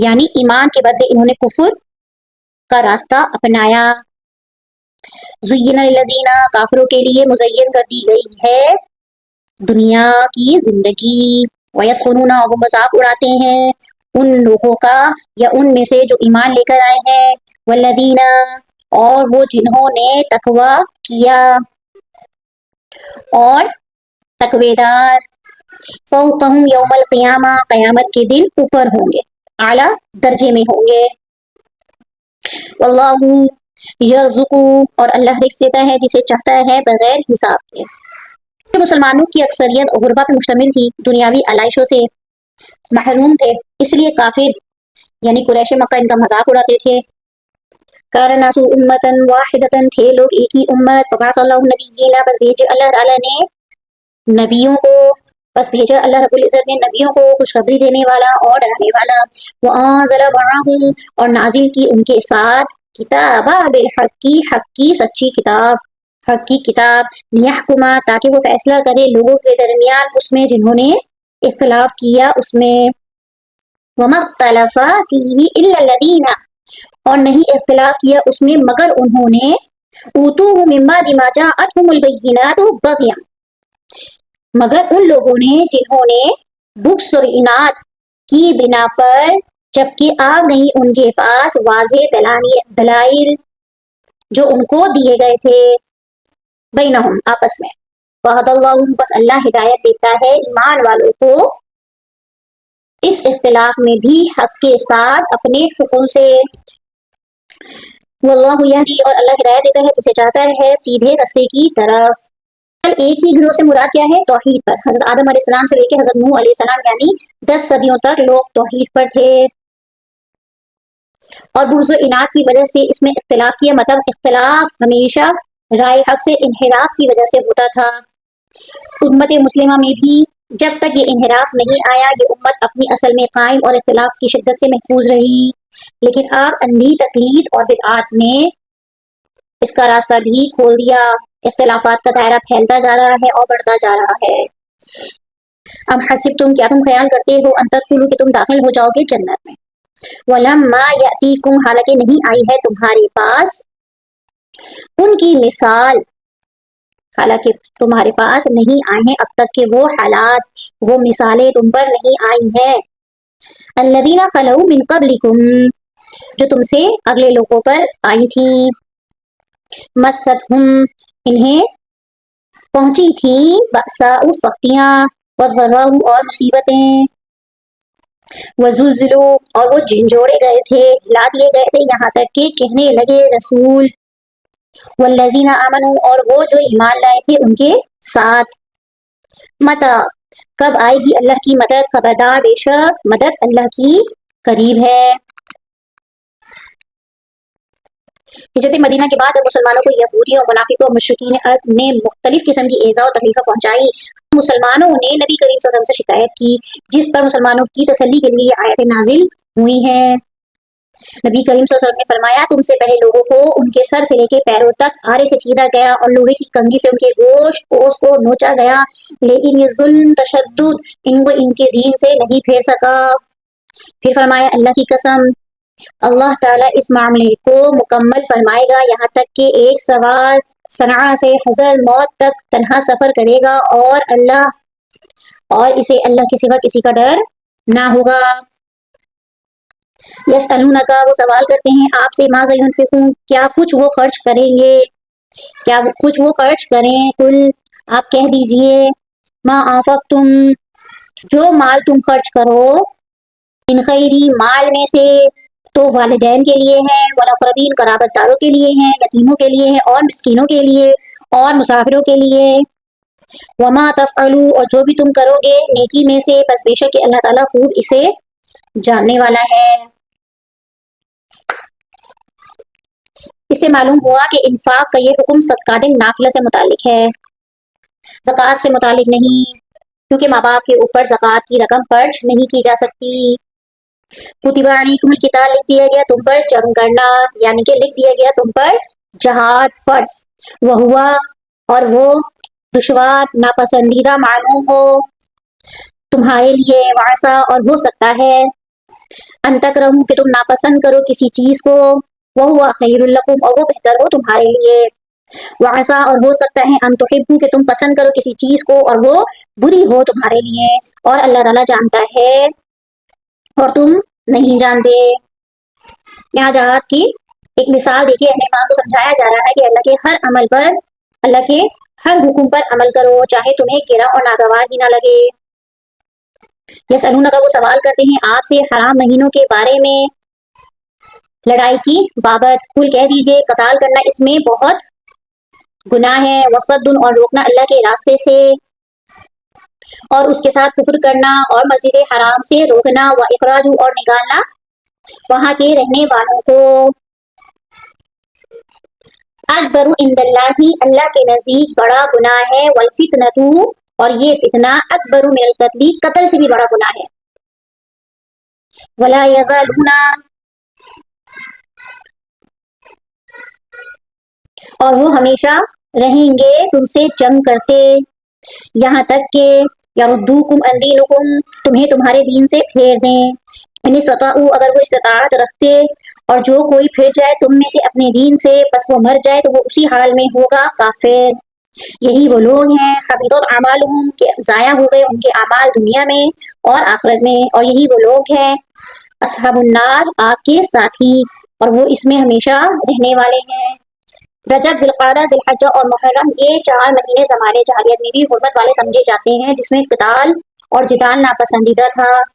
ان الذین آمنوا، اور بے شک وہ لوگ جو ایمان لائے اور جنہوں نے ہجرت کی اور جہاد کیا اللہ کے راستے میں، یہی وہ لوگ ہیں یرجون جو امید رکھتے ہیں اللہ کی رحمت کی، اور اللہ بہت بخشنے والا نہایت رحم کرنے والا ہے۔ یسألونک عن الخمر والمیسر، لوگ آپ سے شراب اور جوئے کا مسئلہ پوچھتے ہیں، سوال کرتے ہیں، قل کہہ دیجئے فیہما اسم کبیر کہ یہ دونوں بہت بڑے گناہ ہیں، ومنافع للناس اور دنیاوی فائدہ ہے لوگوں کے لیے اس میں، واسمہما اور یہ دونوں زیادہ بڑے گناہ ہیں ان کے نفع سے بہت زیادہ، لیکن ان کا گناہ ان کے نفع سے بہت زیادہ ہے۔ وَيَسْأَلُونَكَ اور وہ سوال کرتے ہیں آپ سے ماذا ينفقون کہ کیا کچھ خرچ کرے، قُلِ الْعَفْوَ تو آپ کہہ دیجئے حاجت سے زائد چیز۔ کذالک اسی طرح اللہ تعالیٰ بیان کرتا ہے تمہارے لیے آیات کو شاید کہ تم غور و فکر کرو۔ اچھا، اب یہاں پہ جو کہا کہ شراب اور جوئے کے متعلق سوال کریں گے، یہ دونوں بڑے گناہ ہیں، اور جو آیت میں کہا کہ وہ منافع للناس کہ لوگوں کو اس سے دنیاوی فائدہ ہوتا ہے، حالانکہ لیکن یہ دونوں فائدے سے زیادہ بڑے گناہ بھی ہیں۔ مطلب فائدہ کا تعلق دنیا سے، مطلب وقتی طور پر شراب پینے سے بدن میں چستی آتی ہے، ذہنوں میں تیزی آ جاتی ہے، جنسی قوت میں اضافہ ہوتا ہے، لیکن جو دین میں ایسی چیزوں کی کوئی حیثیت نہیں جو انسان کی عقل اور اس کے دین کو اور اس کو اس کے دین سے دور کر دے، اس لیے فرمایا کہ ان کا گناہ ان کے فائدوں سے بہت بڑا ہے۔ اسی لیے دنیا میں ایسی چیزیں جو دنیاوی فائدہ دیتی ہوں لیکن ان کا گناہ بڑا ہو، مثلا ریڈیو، ٹی وی، اس قسم کی دیگر ایجادات، لوگ ان سے بعض فوائد حاصل کر کے اپنے نفس کو دھوکہ دے لیتے ہیں۔ دیکھنا یہ چاہیے کہ فوائد اور نقصانات کا تقابل کیا ہے، خاص طور پر دین، ایمان اور اخلاق و کردار کے لحاظ سے۔ اگر دینی نقطۂ نظر سے نقصانات و مفاسد زیادہ ہیں تو تھوڑے سے دنیاوی فائدے کی خاطر اسے جائز قرار نہیں دیا جائے۔ فی الدنیا اور والآخرہ، اور اب دنیا کی زندگی اور آخرت کی زندگی۔ وَيَسْأَلُونَكَ اور سوال کرتے ہیں آپ سے یتیموں کے بارے میں، قل کہہ دیجئے اصلاح لہم خیر کہ ان کی اصلاح کرنا، ان کی خیر خواہی کرنا بہتر ہے۔ وَإِن تُخَالِطُوهُمْ اور اگر تم ملا لو انہیں تو وہ تمہارے بھائی ہیں۔ وَاللَّهُ يَعْلَمُ اور اللہ خوب جانتا ہے فساد کرنے والوں کو، من المصلح اصلاح کرنے والے سے، یعنی کہ اللہ رب العزت نیت کرنے، نیک نیتی کو اور بد نیتی ہر ایک کو خوب جانتا ہے۔ وَلَوْ شَاءَ اور اگر اللہ چاہتا تو وہ مشکل میں ڈال دیتا تمہیں، بے شک کہ بہت زبردست حکمت والا ہے۔ مشقت میں ڈال دینے سے مراد کیا ہے یہاں پر؟ کہ ان کا مال اپنے مال میں ملانے کی اجازت نہ دیتا۔ وَلَا تَنكِحُوا الْمُشْرِكَاتِ اور تم نکاح نہ کرو مشرکہ عورت سے یہاں تک کہ وہ ایمان لے آئے۔ وَلَا أَمَةٌ مُؤْمِنَةٌ اور ایماندار لونڈی خیر من مشرکہ شرک کرنے والی آزاد عورت سے زیادہ بہتر ہے۔ وَلَوْ أَعْجَبَتْكُمْ گویا تمہیں مشرکہ عورت ہی پسند ہو۔ وَلَا تُنكِحُوا الْمُشْرِكِينَ اور تم شرک کرنے والے مردوں کے ساتھ نکاح نہ کرو یہاں تک کہ وہ ایمان لے آئیں۔ مطلب اپنی عورتوں کا نکاح شرک کرنے والے مردوں کے ساتھ نہ کراؤ یہاں تک کہ وہ ایمان لے آئیں۔ وَلَا عَبْدٌ اور ایماندار غلام مشرک مرد سے زیادہ بہتر ہے۔ وَلَوْ أَعْجَبَكُمْ گویا مشرک تمہیں اچھا لگے، یعنی مشرک مرد ہی تمہیں اچھا لگے۔ اولئک یہی وہ لوگ ہیں جو بلاتے ہیں جہنم کی طرف اور اللہ تعالیٰ بلاتا ہے جنت کی طرف، اور مغفرت کرتا ہے اپنے حکم سے اور بیان کرتا ہے اپنی آیتوں کو لوگوں کے لیے تاکہ وہ نصیحت حاصل کریں۔ مشرکہ عورتوں سے مراد بتوں کی پجاری عورتیں ہیں۔ اہل کتاب عورتوں سے نکاح کی اجازت قرآن نے دی ہے، البتہ کسی مسلمان عورت کا نکاح کسی اہل کتاب مرد سے نہیں ہو سکتا۔ وَيَسْأَلُونَكَ عَنِ الْمَحِيضِ آپ سے حیض کے بارے میں سوال کرتے ہیں، کل کہہ دیجئے وہ اذیت ہے، فَاعْتَزِلُوا النِّسَاءَ وہ گندگی ہے، تو الگ رہو عورتوں سے حیض میں، وَلَا تَقْرُبُوهُنَّ اور نہ تم قریب جاؤ ان کے یہاں تک کہ وہ پاک ہو جائیں، فَإِذَا تَطَهَّرْنَ پھر جب وہ اچھی طریقے سے پاک ہو جائیں تو ان کے پاس جاؤ جہاں سے تمہیں حکم دیا اللہ نے، بے شک کہ اللہ تعالیٰ محبت رکھتا ہے توبہ کرنے والوں سے اور وہ محبت کرتا ہے پاک صاف رہنے والوں سے۔ یہودیوں میں ان دنوں میں عورتوں کو بالکل نجس سمجھا جاتا تھا، ان کے ساتھ ملنا کھانا پینا بھی ناجائز سمجھا جاتا تھا۔ صحابہ کرام رضی اللہ عنہم نے اس کی بابت رسول پاک صلی اللہ علیہ وسلم سے پوچھا، یہ آیت اتری جس میں صرف جمع کرنے سے روکا گیا، علیحدہ رہنے اور قریب نہ جانے کا مطلب صرف جمع سے ممانعت ہے۔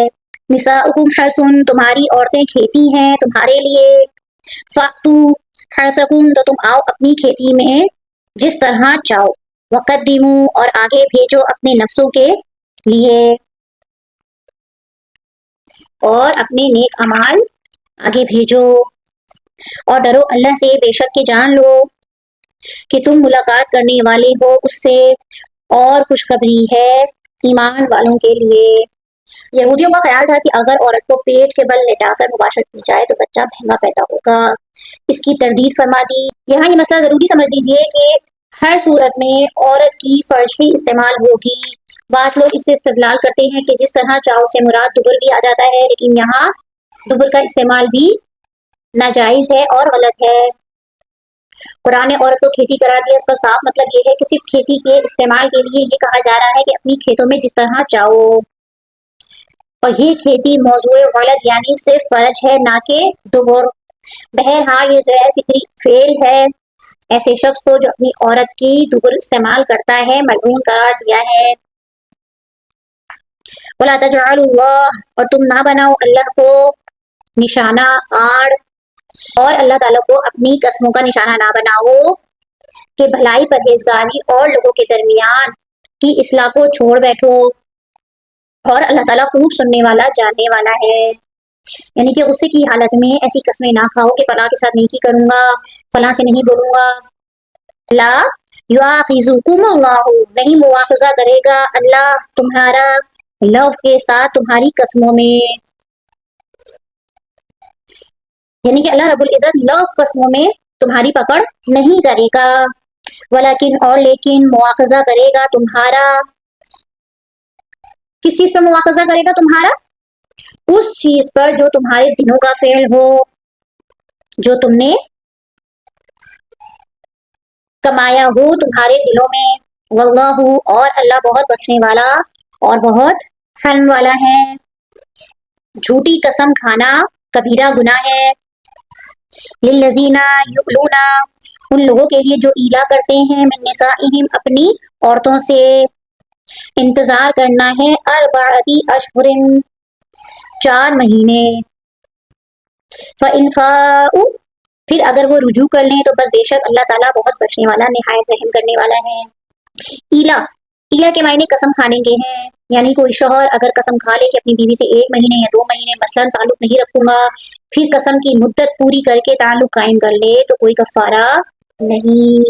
ہاں البتہ مدت پوری ہونے سے قبل تعلق قائم کر لیا تو کفارہ قسم ادا کرنا ہوگا۔ یہاں پہ بھی بہت سارے مسائل ہیں اور بہت باریک مسائل ہیں، حیض کے، قسم کے، طلاق کے آگے آ رہے ہیں، تو انشاءاللہ اللہ پاک کی زندگی دی توفیق دی تو اس کو مزید ڈیٹیل سے سمجھیں گے بھی اور سمجھائیں گے بھی۔ وَإِنْ عَزَمُوا اور اگر وہ عزم کر لیں طلاق کا، پس بے شک کہ اللہ تعالیٰ خوب سننے والا اور خوب جاننے والا ہے۔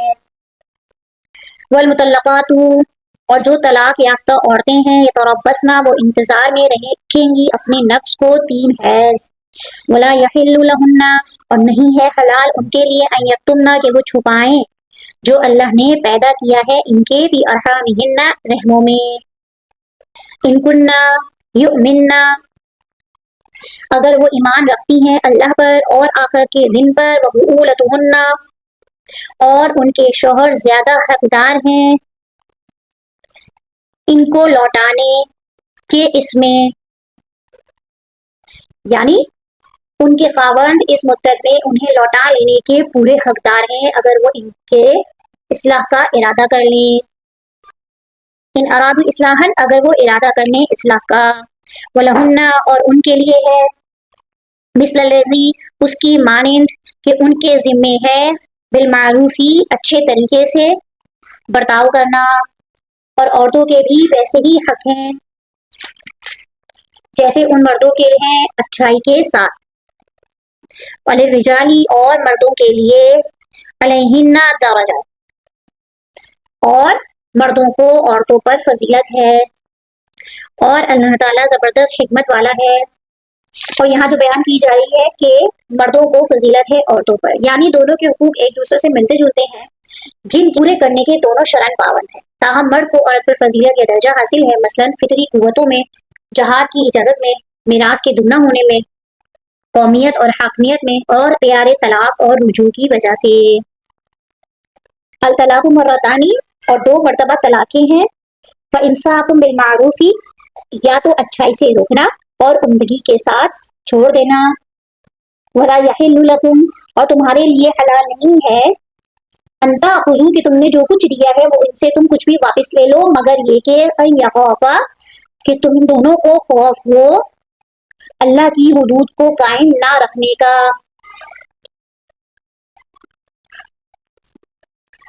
فإن خفتم بس اگر تمہیں ڈر ہو کہ تم نہیں قائم رکھ سکو گے اللہ کی حدود کو تو نہیں ہے تم پر کوئی گناہ کہ تم عورت کو فدیہ دے دو کچھ دے ڈالو. تلک حدود اللہ یہ اللہ کی حدود ہے بس اس سے تجاوز نہیں کرو اور جو کوئی تجاوز کرتا ہے اللہ کی حدود سے بس وہ ظالم ہے. عورت خاوند سے علیحدگی حاصل کرنا چاہے تو اس صورت میں خاوند عورت سے اپنا دیا ہوا مہر واپس لے سکتا ہے. 2 طلاقوں کے بعد خاوند کو رجوع کا حق حاصل ہوتا ہے اور اسے طلاق بائن کہتے ہیں. ٹھیک ہے. پہلی مرتبہ کے بعد بھی اور دوسری مرتبہ کے طلاق کے بعد بھی رجوع کا حق حاصل ہوتا ہے لیکن 3 طلاقوں کے بعد رجوع کا حق نہیں ہے. فإن طلقها پھر اگر وہ طلاق دے دے تو نہیں وہ حلال ہو سکتی اس کے لیے اس کے بعد حتیٰ یہاں تک کہ وہ نکاح کرے اس کے علاوہ زوجن کسی اور شوہر سے کسی اور مرد سے نکاح کرے. فإن طلقها پھر اگر وہ طلاق دے دے اس عورت کو فلا جناح علیہما تو نہیں ہے ان دونوں پر کوئی گناہ ان یتراجعا کہ وہ باہم رجوع کر لیں. ان ظنا اور اگر وہ دونوں سمجھیں کہ وہ قائم رکھیں گے اللہ کی حدود کو وتلک حدود اللہ اور یہ اللہ کی حدود ہے یبینھا لقوم یعلمون ان لوگوں کے لیے جو جانتے ہیں اللہ بیان کر رہے ہیں. 3 طلاقیں ہو گئیں. اب خاوند کو بیوی سے رجوع کا حق نہیں ہے نہ وہ نکاح کر سکتا ہے. ہاں البتہ عورت کی کہیں اور شادی ہو جائے اور پھر وہاں سے اس کا خاوند اسے اپنی مرضی سے طلاق دے دے یا فوت ہو جائے تو اب وہ دوبارہ سے اپنے پہلے شوہر کے پاس جا سکتی ہے. نبی کریم صلی اللہ علیہ وسلم نے حلالہ کرنے والے اور کروانے والے دونوں پر لعنت فرمائی ہے. حلالے کی غرض سے کیا گیا نکاح نہیں زنا کاری ہے. اس نکاح سے عورت پہلے خاوند کے لیے حلال نہیں ہوگی. حلالہ بائی چانس ایسا ہو کہ دوسری شادی بھی ناکام ہو گئی تو آپ پہلے شوہر کے پاس اگر جانا چاہیں تو جا سکتے ہیں لیکن اگر کسی مقصد سے کرایا جائے تو پھر جائز نہیں. وَإِذَا طَلَّقْتُمُ النِّسَاءَ اور جب تم طلاق دے دو اپنی عورتوں کو فَبَلَغْنَ اور پھر وہ پہنچے اپنی مدت کو یعنی کہ وہ طلاق کی عدت ختم کر چکی ہوں. فَأَمْسِكُوهُنَّ تو انہیں بچاؤ تو انہیں روکو بالمعروف بھلائی کے ساتھ یعنی انہیں اچھی طریقے سے رکھو بھلائی کے ساتھ. او سرحوہن اور انہیں یا تو رخصت کر دو الگ کر دو بالمعروف بھلائی کے ساتھ. ولا لا تمسکوہن ضرارا لتعتدوا اور نہ تم انہیں روکے رکھو کہ تم ان کو زیادتی تم ان کے ساتھ ان کی جان پر ظلم کرو تکلیف دو انہیں. ومن یفعل ذلک اور جو کوئی ایسا کرے گا بس تحقیق کہ اس نے ظلم کیا اپنے نفس پر. ولا تتخذوا اور تم نہ بناؤ اللہ کی آیات کو ہزوا مذاق. واذکروا اور تم یاد کرو اللہ کی نعمت کو جو تم پر ہے. وما انزل علیکم من الکتاب والحکمہ، اور جو کتاب سے اور حکمت سے تم پر نازل کیا. یعظکم بہ، وہ نصیحت کرتا ہے جس سے تمہیں، اسے بھی. واتقوا اللہ، اور ڈرو اللہ سے، اور جان لو بے شک اللہ تعالیٰ ہر چیز کو خوب جاننے والا ہے. لوگ مذاق میں طلاق دے دیتے ہیں، نکاح کر لیتے ہیں، آزاد کر لیتے ہیں، پھر کہتے ہیں میں نے تو مذاق کیا تھا. تو یہ اللہ تعالیٰ کی آیات کوئی مذاق نہیں ہے. اس لیے نبی کریم صلی اللہ علیہ وسلم نے فرمایا مذاق سے بھی اگر کوئی مذکورہ کام کرے تو وہ در حقیقت ہی سمجھا جائے گا. مذاق کی طلاق یا نکاح یا آزادی نافذ ہو جائے گی. آج کل لوگ مذاق میں بھی طلاق دے دیتے ہیں، اور ایسے مذاق میں کہہ دیتے ہیں کہ جا جا جا بھائی میں نے تجھے آج سے آزاد کیا. ایک دوسرے سے مذاق کر رہے ہیں، ہنس بھی رہے ہیں، اور مذاق میں اتنی زیادہ بات ہو جاتی ہے کہ کہتے ہیں ارے جا جا جا آج ہی تجھے میں نے آزاد کیا. تو ایسے الفاظ کہنا بھی درست نہیں ہے. وَإِذَا طَلَّقْتُمُ النِّسَاءَ، اور جو تم اپنی عورتوں کو طلاق دو، فَبَلَغْنَ أَجَلَهُنَّ، اور وہ اپنی عدتوں کو پوری کر لیں، تو فَلَا تَعْضُلُوهُنَّ، تو نہ روکو انہیں کہ وہ نکاح کر لیں اپنے شوہروں سے، یعنی کہ اب وہ دوسرا نکاح کر لیں. اذا تراضوا بینہم، اور وہ آپس میں بدستور کے مطابق رضامند ہو.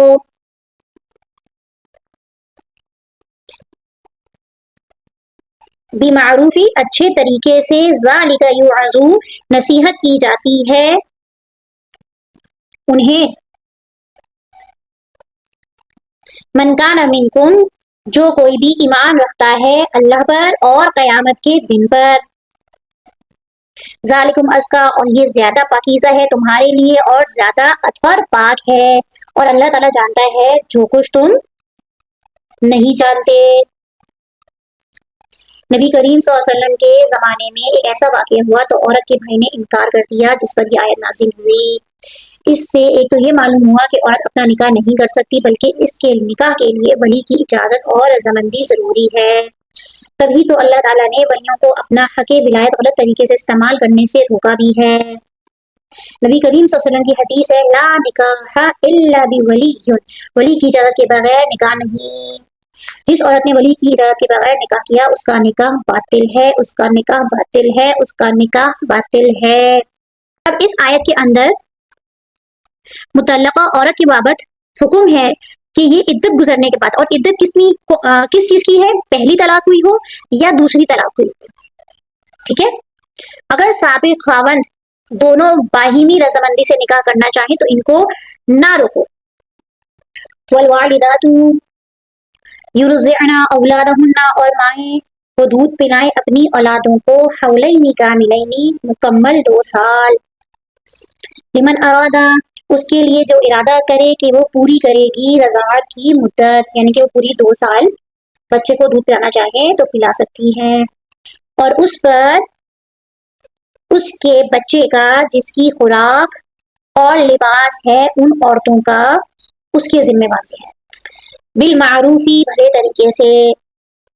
لا تکلف نفس، نہ تکلیف دی جائے کسی نفس کو مگر اس کی وسعت کے مطابق.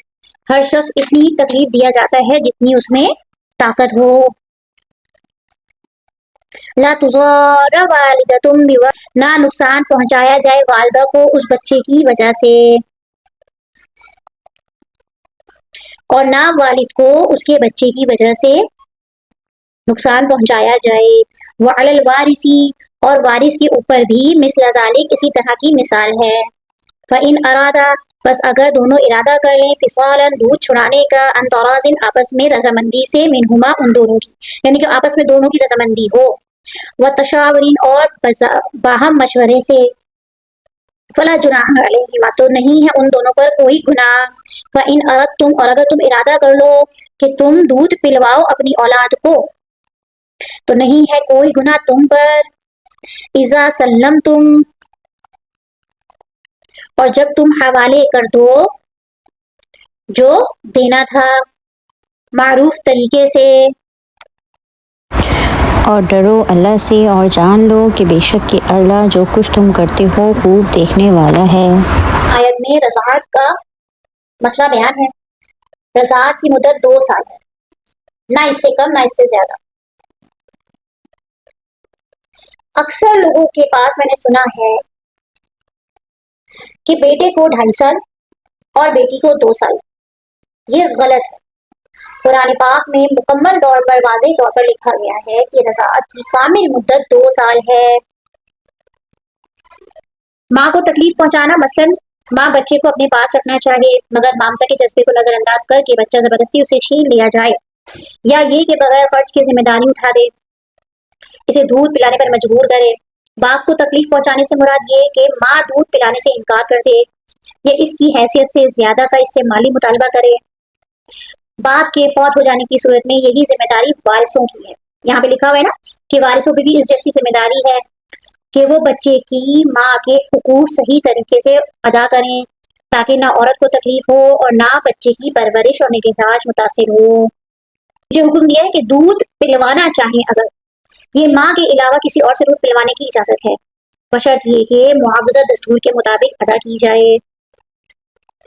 وزینہ یتوفون منکم، اور تم میں سے جو لوگ فوت ہو جائیں، ویذرون، اور جو چھوڑ جائیں اپنی بیویوں کو، یتربصن، وہ انتظار میں رکھیں اپنے نفس کو، 4 اشہر، 4 مہینے، وعشرا، 10 دن، فإذا بلغن، اور جب وہ پہنچے اپنی عدت کو، فلا جناح علیکم، تو نہیں ہے ان پہ کوئی گناہ، فیما، اس کے، فعلن فی انفسہن، جو اپنے نفسوں کے بارے میں وہ کریں، بالمعروفی، بھلائی کے طریقے سے۔ اب اچھائی کے ساتھ وہ اپنے لیے جو کرنا چاہیں تو ان پر کوئی گناہ نہیں، یعنی کہ دوسرا نکاح کرنا چاہیے، زینت اختیار کرنا چاہیں۔ وَاللَّهُ بِمَا تَعْمَلُونَ خَبِيرٌ، تو اللہ اس کی جو تم کرتے ہو خبر رکھنے والا ہے۔ یہ عدت وفات ہر عورت کے لیے ہے، جوان ہو یا بوڑھی۔ حاملہ عورت مستثنیٰ ہے اور اس کی عدت وصل حمل ہے۔ عدت کے اندر زیب و زینت ممنوع ہے۔ عدت گزر جانے کے بعد زیب و زینت اختیار کریں، کسی اور سے نکاح بھی جائز ہے۔ لا جناح علیکم، اور تم پر کوئی گناہ نہیں اس میں کہ تم اشارتن، کنایتن، عرستم، اشارہ کرو تم، بھی من خطبۃ النساء، عورتوں سے نکاح کی بابت، یعنی کہ اشارتن تم عورتوں کو نکاح کا پیغام دو، اس میں کوئی گناہ نہیں۔ او اکننتم، یا تم چھپائے رکھو اپنے نفسوں میں یا اپنے دل میں ارادے کو پوشیدہ رکھو۔ علم اللہ، اللہ تعالیٰ جانتا ہے بے شک تم ضرور ان کو یاد کرو گے۔ ولیکن تواعدوہن، اور لیکن تم نہ لو ان سے پوشیدہ وعدے، یعنی کہ تم چھپ کر ان سے پوشیدہ وعدہ نہ کر لو، الا، مگر یہ کہ ان تقولوا قولا، تم کہو ان سے ایسی بات بھلی، ہاں یہ کہ تم بھلی بات بولا کرو۔ ولا تعزموا، اور تم عزم کرو نکاح کے عقد کا یہاں تک کہ پہنچ جائے اپنی مدت کی مقررہ میعاد تک۔ وَاعْلَمُوا، اور جان لو کہ بے شک اللہ تعالیٰ جانتا ہے جو کچھ تمہارے نفسوں میں ہے، بس تم ڈرو اور جان لو کہ بے شک اللہ تعالیٰ بہت بخشنے والا بردبار ہے۔ یہ بیوہ یا وہ عورت جس کی 3 طلاقیں ہو چکی ہوں اس کے بابت کہا جا رہا ہے کہ عدت کے دوران ان سے اشارے کنائیہ میں تو تم نکاح کا پیغام دے سکتے ہو، لیکن ان سے کوئی خفیہ وعدہ مت لے لو، اور نہ مدت گزرنے سے قبل نکاح کا عہد کرو۔ پھر یہ ہے کہ تم بھلی بات بولا کرو، مثلا اس سے مراد بھی کچھ کنایہ الفاظ ہیں،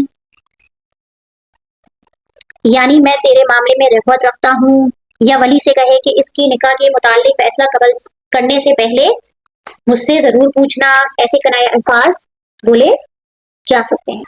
لا جناح علیکم، نہیں ہے تم پر کوئی گناہ کہ تم طلاق دو عورتوں کو کہ جبکہ تم نے نہیں چھوا ہو انہیں، یا تم نے مقرر کیا لہن، ان کے لیے فریضہ کچھ مہر،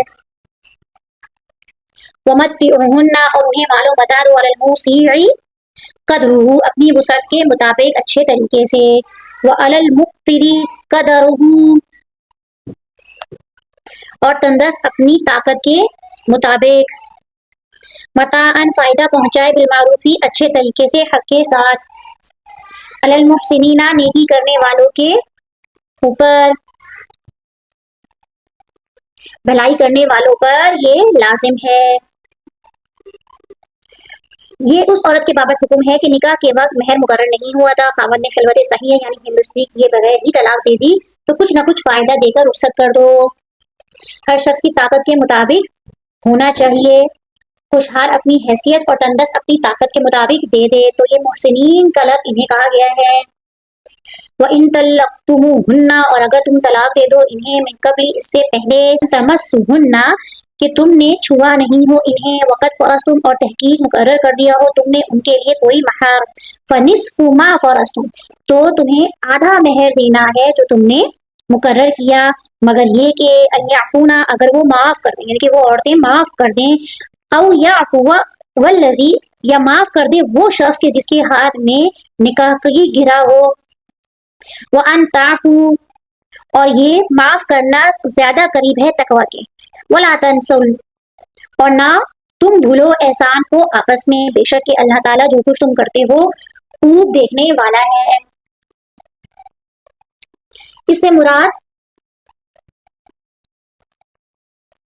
اچھا جس کے ہاتھ میں نکاح کی گرا ہے، اس سے مراد خاوند ہے کیونکہ نکاح کی گرا یعنی کہ توڑنا اور باقی رکھنا اس کے ہاتھ میں ہے۔ یہ نصف حق کے مہر معاف کر دے یا ادا شدہ حق کے مہر میں سے نصف مہر واپس لینے کے بجائے اپنا یہ حق نصف مہر معاف کر دے اور پورے کے پورا مہر عورت کو دے دے۔ اس سے آگے آپس میں فضل و احسان کو نہ بھولنے کی تاکید کر کے حق مہر میں بھی اسی فضل اور احسان کو اختیار کرنے کی ترغیب دی گئی ہے۔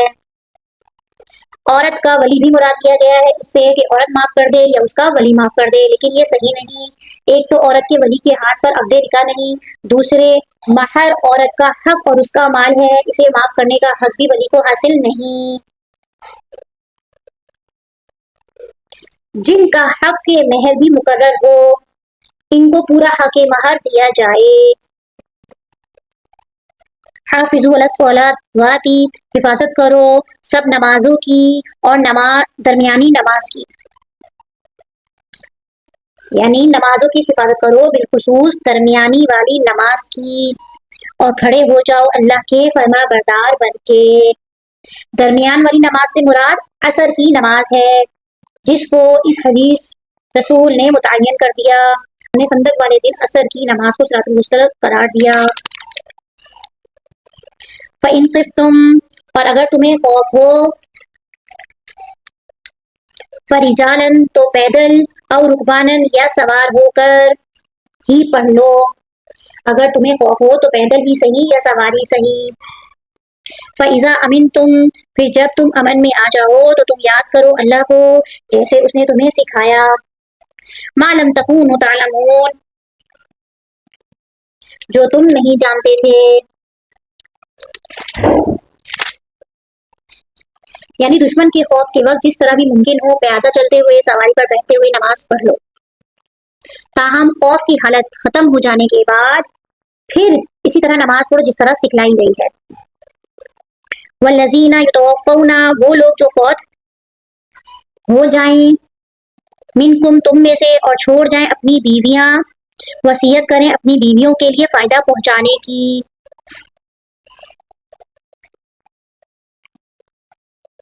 الی الحول ایک سال تک بغیر نکالے، یعنی کہ ایک سال تک ان کو فائدہ پہنچایا جائے اور انہیں کوئی نہ نکالے۔ فَإِن خَرَجْنَا اور اگر وہ خود نکل جائیں تو کوئی گناہ نہیں ان پر اس معاملے میں جو وہ کریں اپنے نفسوں کے بارے میں معروف طریقے سے، بھلے طریقے سے، اور اللہ تعالیٰ بہت زبردست حکمت والا ہے۔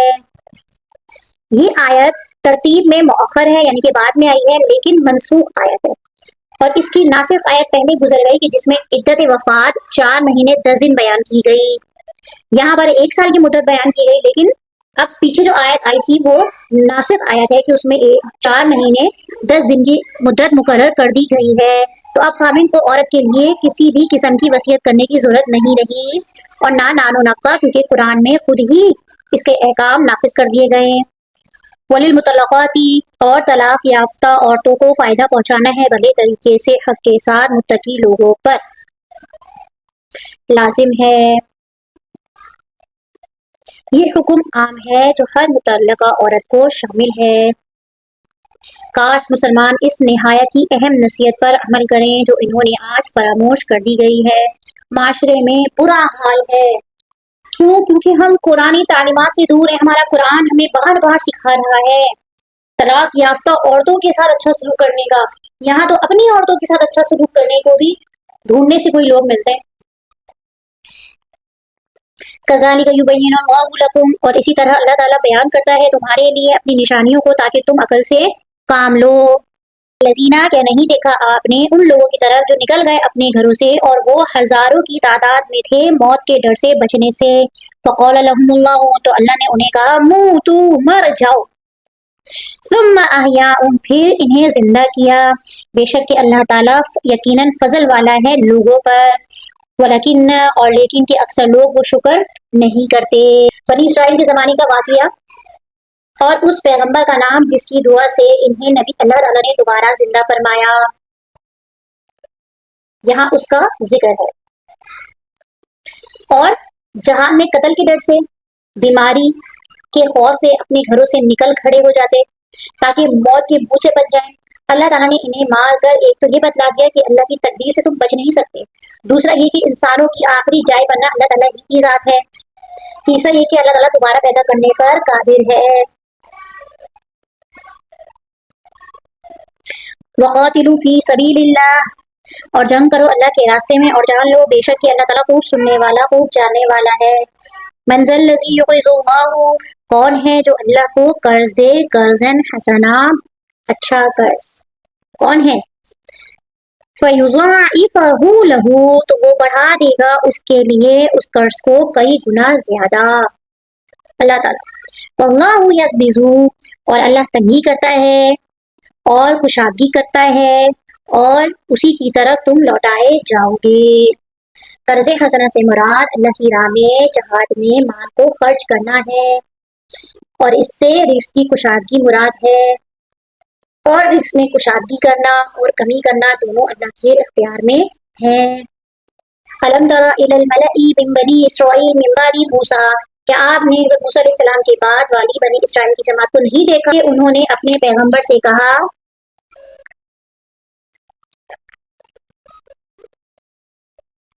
لَهُمُ ابْعَثْ لَنَا مَلِكًا، کہ کسی کو ہمارا بادشاہ بنا دیجئے تاکہ ہم قتال کریں اللہ کے رستے میں۔ قولا، پیغمبر نے کہا هل عصیتم، امید ہے کہ اگر لکھ دیا جائے تم پر قتال کرنا، اللہ تقاتلوا، اور تم نہ لڑو، فقالوا، تو انہوں نے کہا کہ وما لنا، اور کیا ہے ہمیں کہ ہم نہیں قتال کریں گے اللہ تعالیٰ کے رستے میں، مطلب انہوں نے یہ کہا کہ بھلا ہم اللہ کی راہ میں جہاد کیوں نہیں کریں گے۔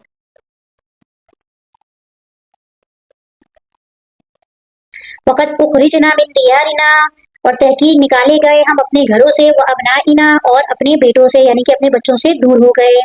فلما کتبا، اور جب لکھ دیا گیا ان پر قتال لڑنا، تو وہ پھر گئے مگر قلیلا منہم، تھوڑے سے ان میں سے، اور اللہ تعالیٰ خوب جانتا ہے ظالموں کو۔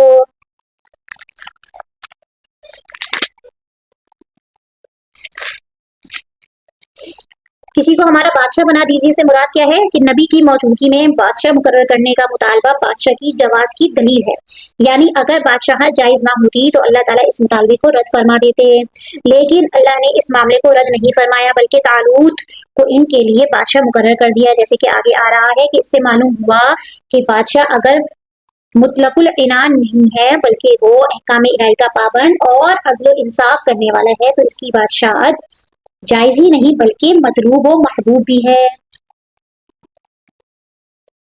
وقال لهم نبيهم،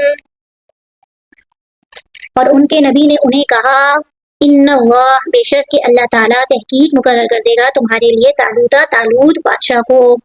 قالوا، انہوں نے کہا انا یکون لہ، لہ الملک علینا، کیسے ہو سکتی ہے اس کے لیے بادشاہت ہم پر، ونحن احق، حالانکہ ہم زیادہ حقدار ہیں بادشاہت کے اس سے، ولم یؤت سعۃ من المال، اور نہیں ہے اس کے لیے مال کی وسعت، قال، نبی نے فرمایا، بے شک کہ اللہ تعالیٰ نے چن لیا ہے اسے تم پر، وزادہ بسطۃ فی العلم والجسم، اور اسے علمی اور جسمانی وسعت بھی زیادہ دی ہے تم پر، واللہ، اور اللہ تعالیٰ دیتا ہے بادشاہت اپنی جسے وہ چاہتا ہے، اور اللہ تعالیٰ وسعت کرنے والا خوب جاننے والا ہے۔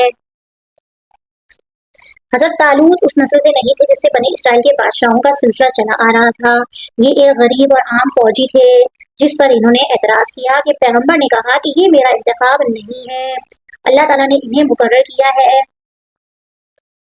وقال لهم نبیهم، اور کہا انہیں ان کے نبی نے کہ بے شک کہ آیا تھا نشانی اس بادشاہت کی کہ آ جائے گا تمہارے پاس صندوق جس میں تسکین ہے تمہارے رب کی طرف سے، وبقیۃ مما،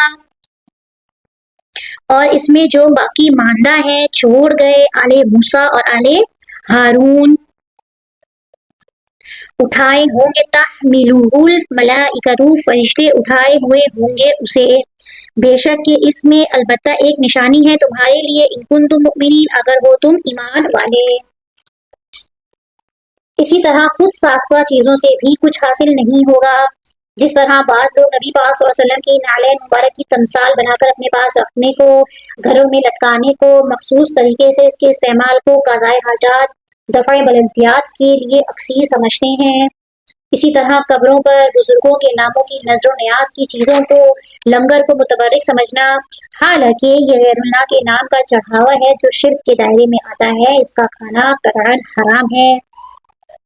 قبروں کو غسل دیا جاتا ہے، اس کے پانی کو متبرک سمجھا جاتا ہے، حالانکہ قبروں کو غسل دینا بھی خانہ کعبہ کے غسل کی نقل ہے جس کا کوئی جواز ہی نہیں، یہ گندا پانی کیسے متبرک ہو سکتا ہے، حالانکہ یہ سب باتیں غلط ہیں جس کی کوئی اصل شریعت میں نہیں ہے، محض جھوٹی نسبت سے کوئی چیز متبرک نہیں بن سکتی۔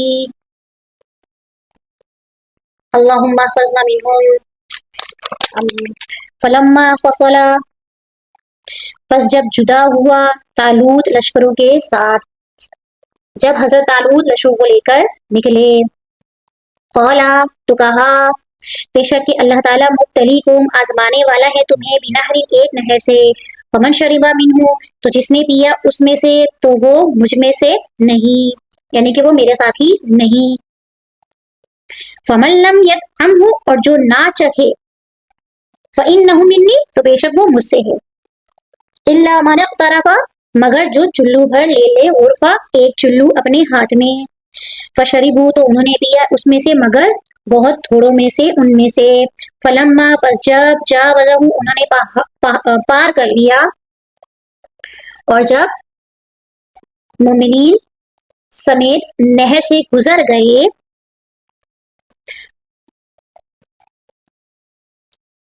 وہ اور انہوں نے جو ایمان لائے ان کے ساتھ، تو انہوں نے کہا، لا طاقت لنا، کہ کوئی طاقت نہیں ہے ہمارے لیے آج کے دن جالوت کے ساتھ اور اس کے لشکروں کے ساتھ۔ قال الذین یظنون، کہا ان لوگوں نے جو یقین رکھتے ہیں کہ بے شک کے ملاقات کرنے والے ہیں اللہ سے، کم من فئۃ، کتنی ہی جماعتیں کم ہو غالب آ جاتی ہیں، فئۃ کثیرہ، کثیر تعداد کی جماعتوں پر اللہ کے حکم سے، اور اللہ تعالیٰ ساتھ ہے صبر کرنے والوں کے۔ اہل ایمان نے بھی ابتداءً جب دشمن کی بڑی تعداد دیکھی تو اپنی قلیل تعداد کے پیش نظر اسرائی کا اظہار کیا، جس پر ان کی علماء اور ان سے زیادہ پختہ یقین رکھنے والوں نے کہا کہ کامیابی تعداد کی کثرت اور اسلحے کی فراوانی پر منحصر نہیں بلکہ اللہ کی مشیت اور اس کے اذن پر موقوف ہے، اور اللہ کی تائید کے لیے صبر کا اہتمام ضروری ہے۔ وَلَمَّا بَرَزُوا اور جب وہ سامنے ہوئے جالوت کے اور اس کے لشکروں کے، قالوا انہوں نے کہا اے ہمارے رب ڈال دے ہم پر صبر اور جما دے ہمارے قدموں کو اور مدد کر ہماری کافر قوم پر۔ جالوت اس دشمن قوم کا کمانڈر اور سربراہ تھا جس سے طالوت اور ان کے رفقا کا مقابلہ ہوا۔ یہ قوم عمالقہ تھی جو اپنے وقت کی بڑی جنگجو اور بہادر قوم سمجھی جاتی تھی۔ گویا مادی اسباب کے ساتھ ساتھ اہل ایمان کے لیے ضروری ہے کہ وہ نصرت اللہ ہی کے لیے ایسے موقعوں پر بطور خاص طلبگار رہیں۔ مسلمانوں کی ایک نہایت قلیل تعداد کافروں کی بڑی تعداد پر غالب آ گئی یہاں پر۔ فَهَزَمُوهُم بِإِذْنِ اللَّهِ چنانچہ اللہ تعالیٰ نے شکست دی انہیں اپنے حکم سے۔ چنانچہ اللہ تعالیٰ کے حکم سے انہوں نے جالوتیوں کو شکست دے دی۔ وقتل اور قتل کر دیا داؤد نے جالوت کو۔ وآتاہ اللہ اور اللہ نے عطا کی بادشاہت اور حکمت۔ وعلمہ اور اس نے سکھایا۔ مما یشاء جتنا کچھ چاہا اس میں سے علم۔ ولولا اور اگر نہ ہوتا دفع اللہ الناس ان لوگوں کا ہٹا دینا، ان لوگوں کا دفع کر دینا بعض کو بعض میں سے، لفسدت البتہ فساد پھیلاتے زمین میں، اور لیکن کہ اللہ تعالیٰ فضل کرنے والا ہے تمام جہانوں پر۔ حضرت داؤد علیہ السلام جو ابھی پیغمبر تھے نہ بادشاہ، اس لشکر طالوت میں ایک سپاہی کے طور پر شامل تھے۔ ان کے ہاتھوں اللہ تعالیٰ نے جالوت کا خاتمہ دیا اور تھوڑے سے اہل ایمان کے ذریعے سے ایک بڑی قوم کو شکست فاش دلوائی۔ اللہ تعالیٰ نے حضرت داؤد علیہ السلام کو بادشاہت بھی عطا فرمائی اور نبوت بھی اس کے بعد۔ حکمت سے بعض نے نبوت اور بعض نے صنعت آہنگیری اور بعض نے ان امور کی سمجھ مراد لی ہے، اور اس موقع جنگ پہ اللہ تعالیٰ کی مشیت اور ارادے سے فیصلہ کن ثابت کیا ہے۔ تلک آیات اللہ یہ اللہ کی آیات ہیں، نتلوہا ہم پڑھتے ہیں انہیں آپ پر حق کے ساتھ، اور بے شک البتہ آپ رسولوں میں سے ہیں۔ وآخر دعوانا الحمد للہ رب العالمین۔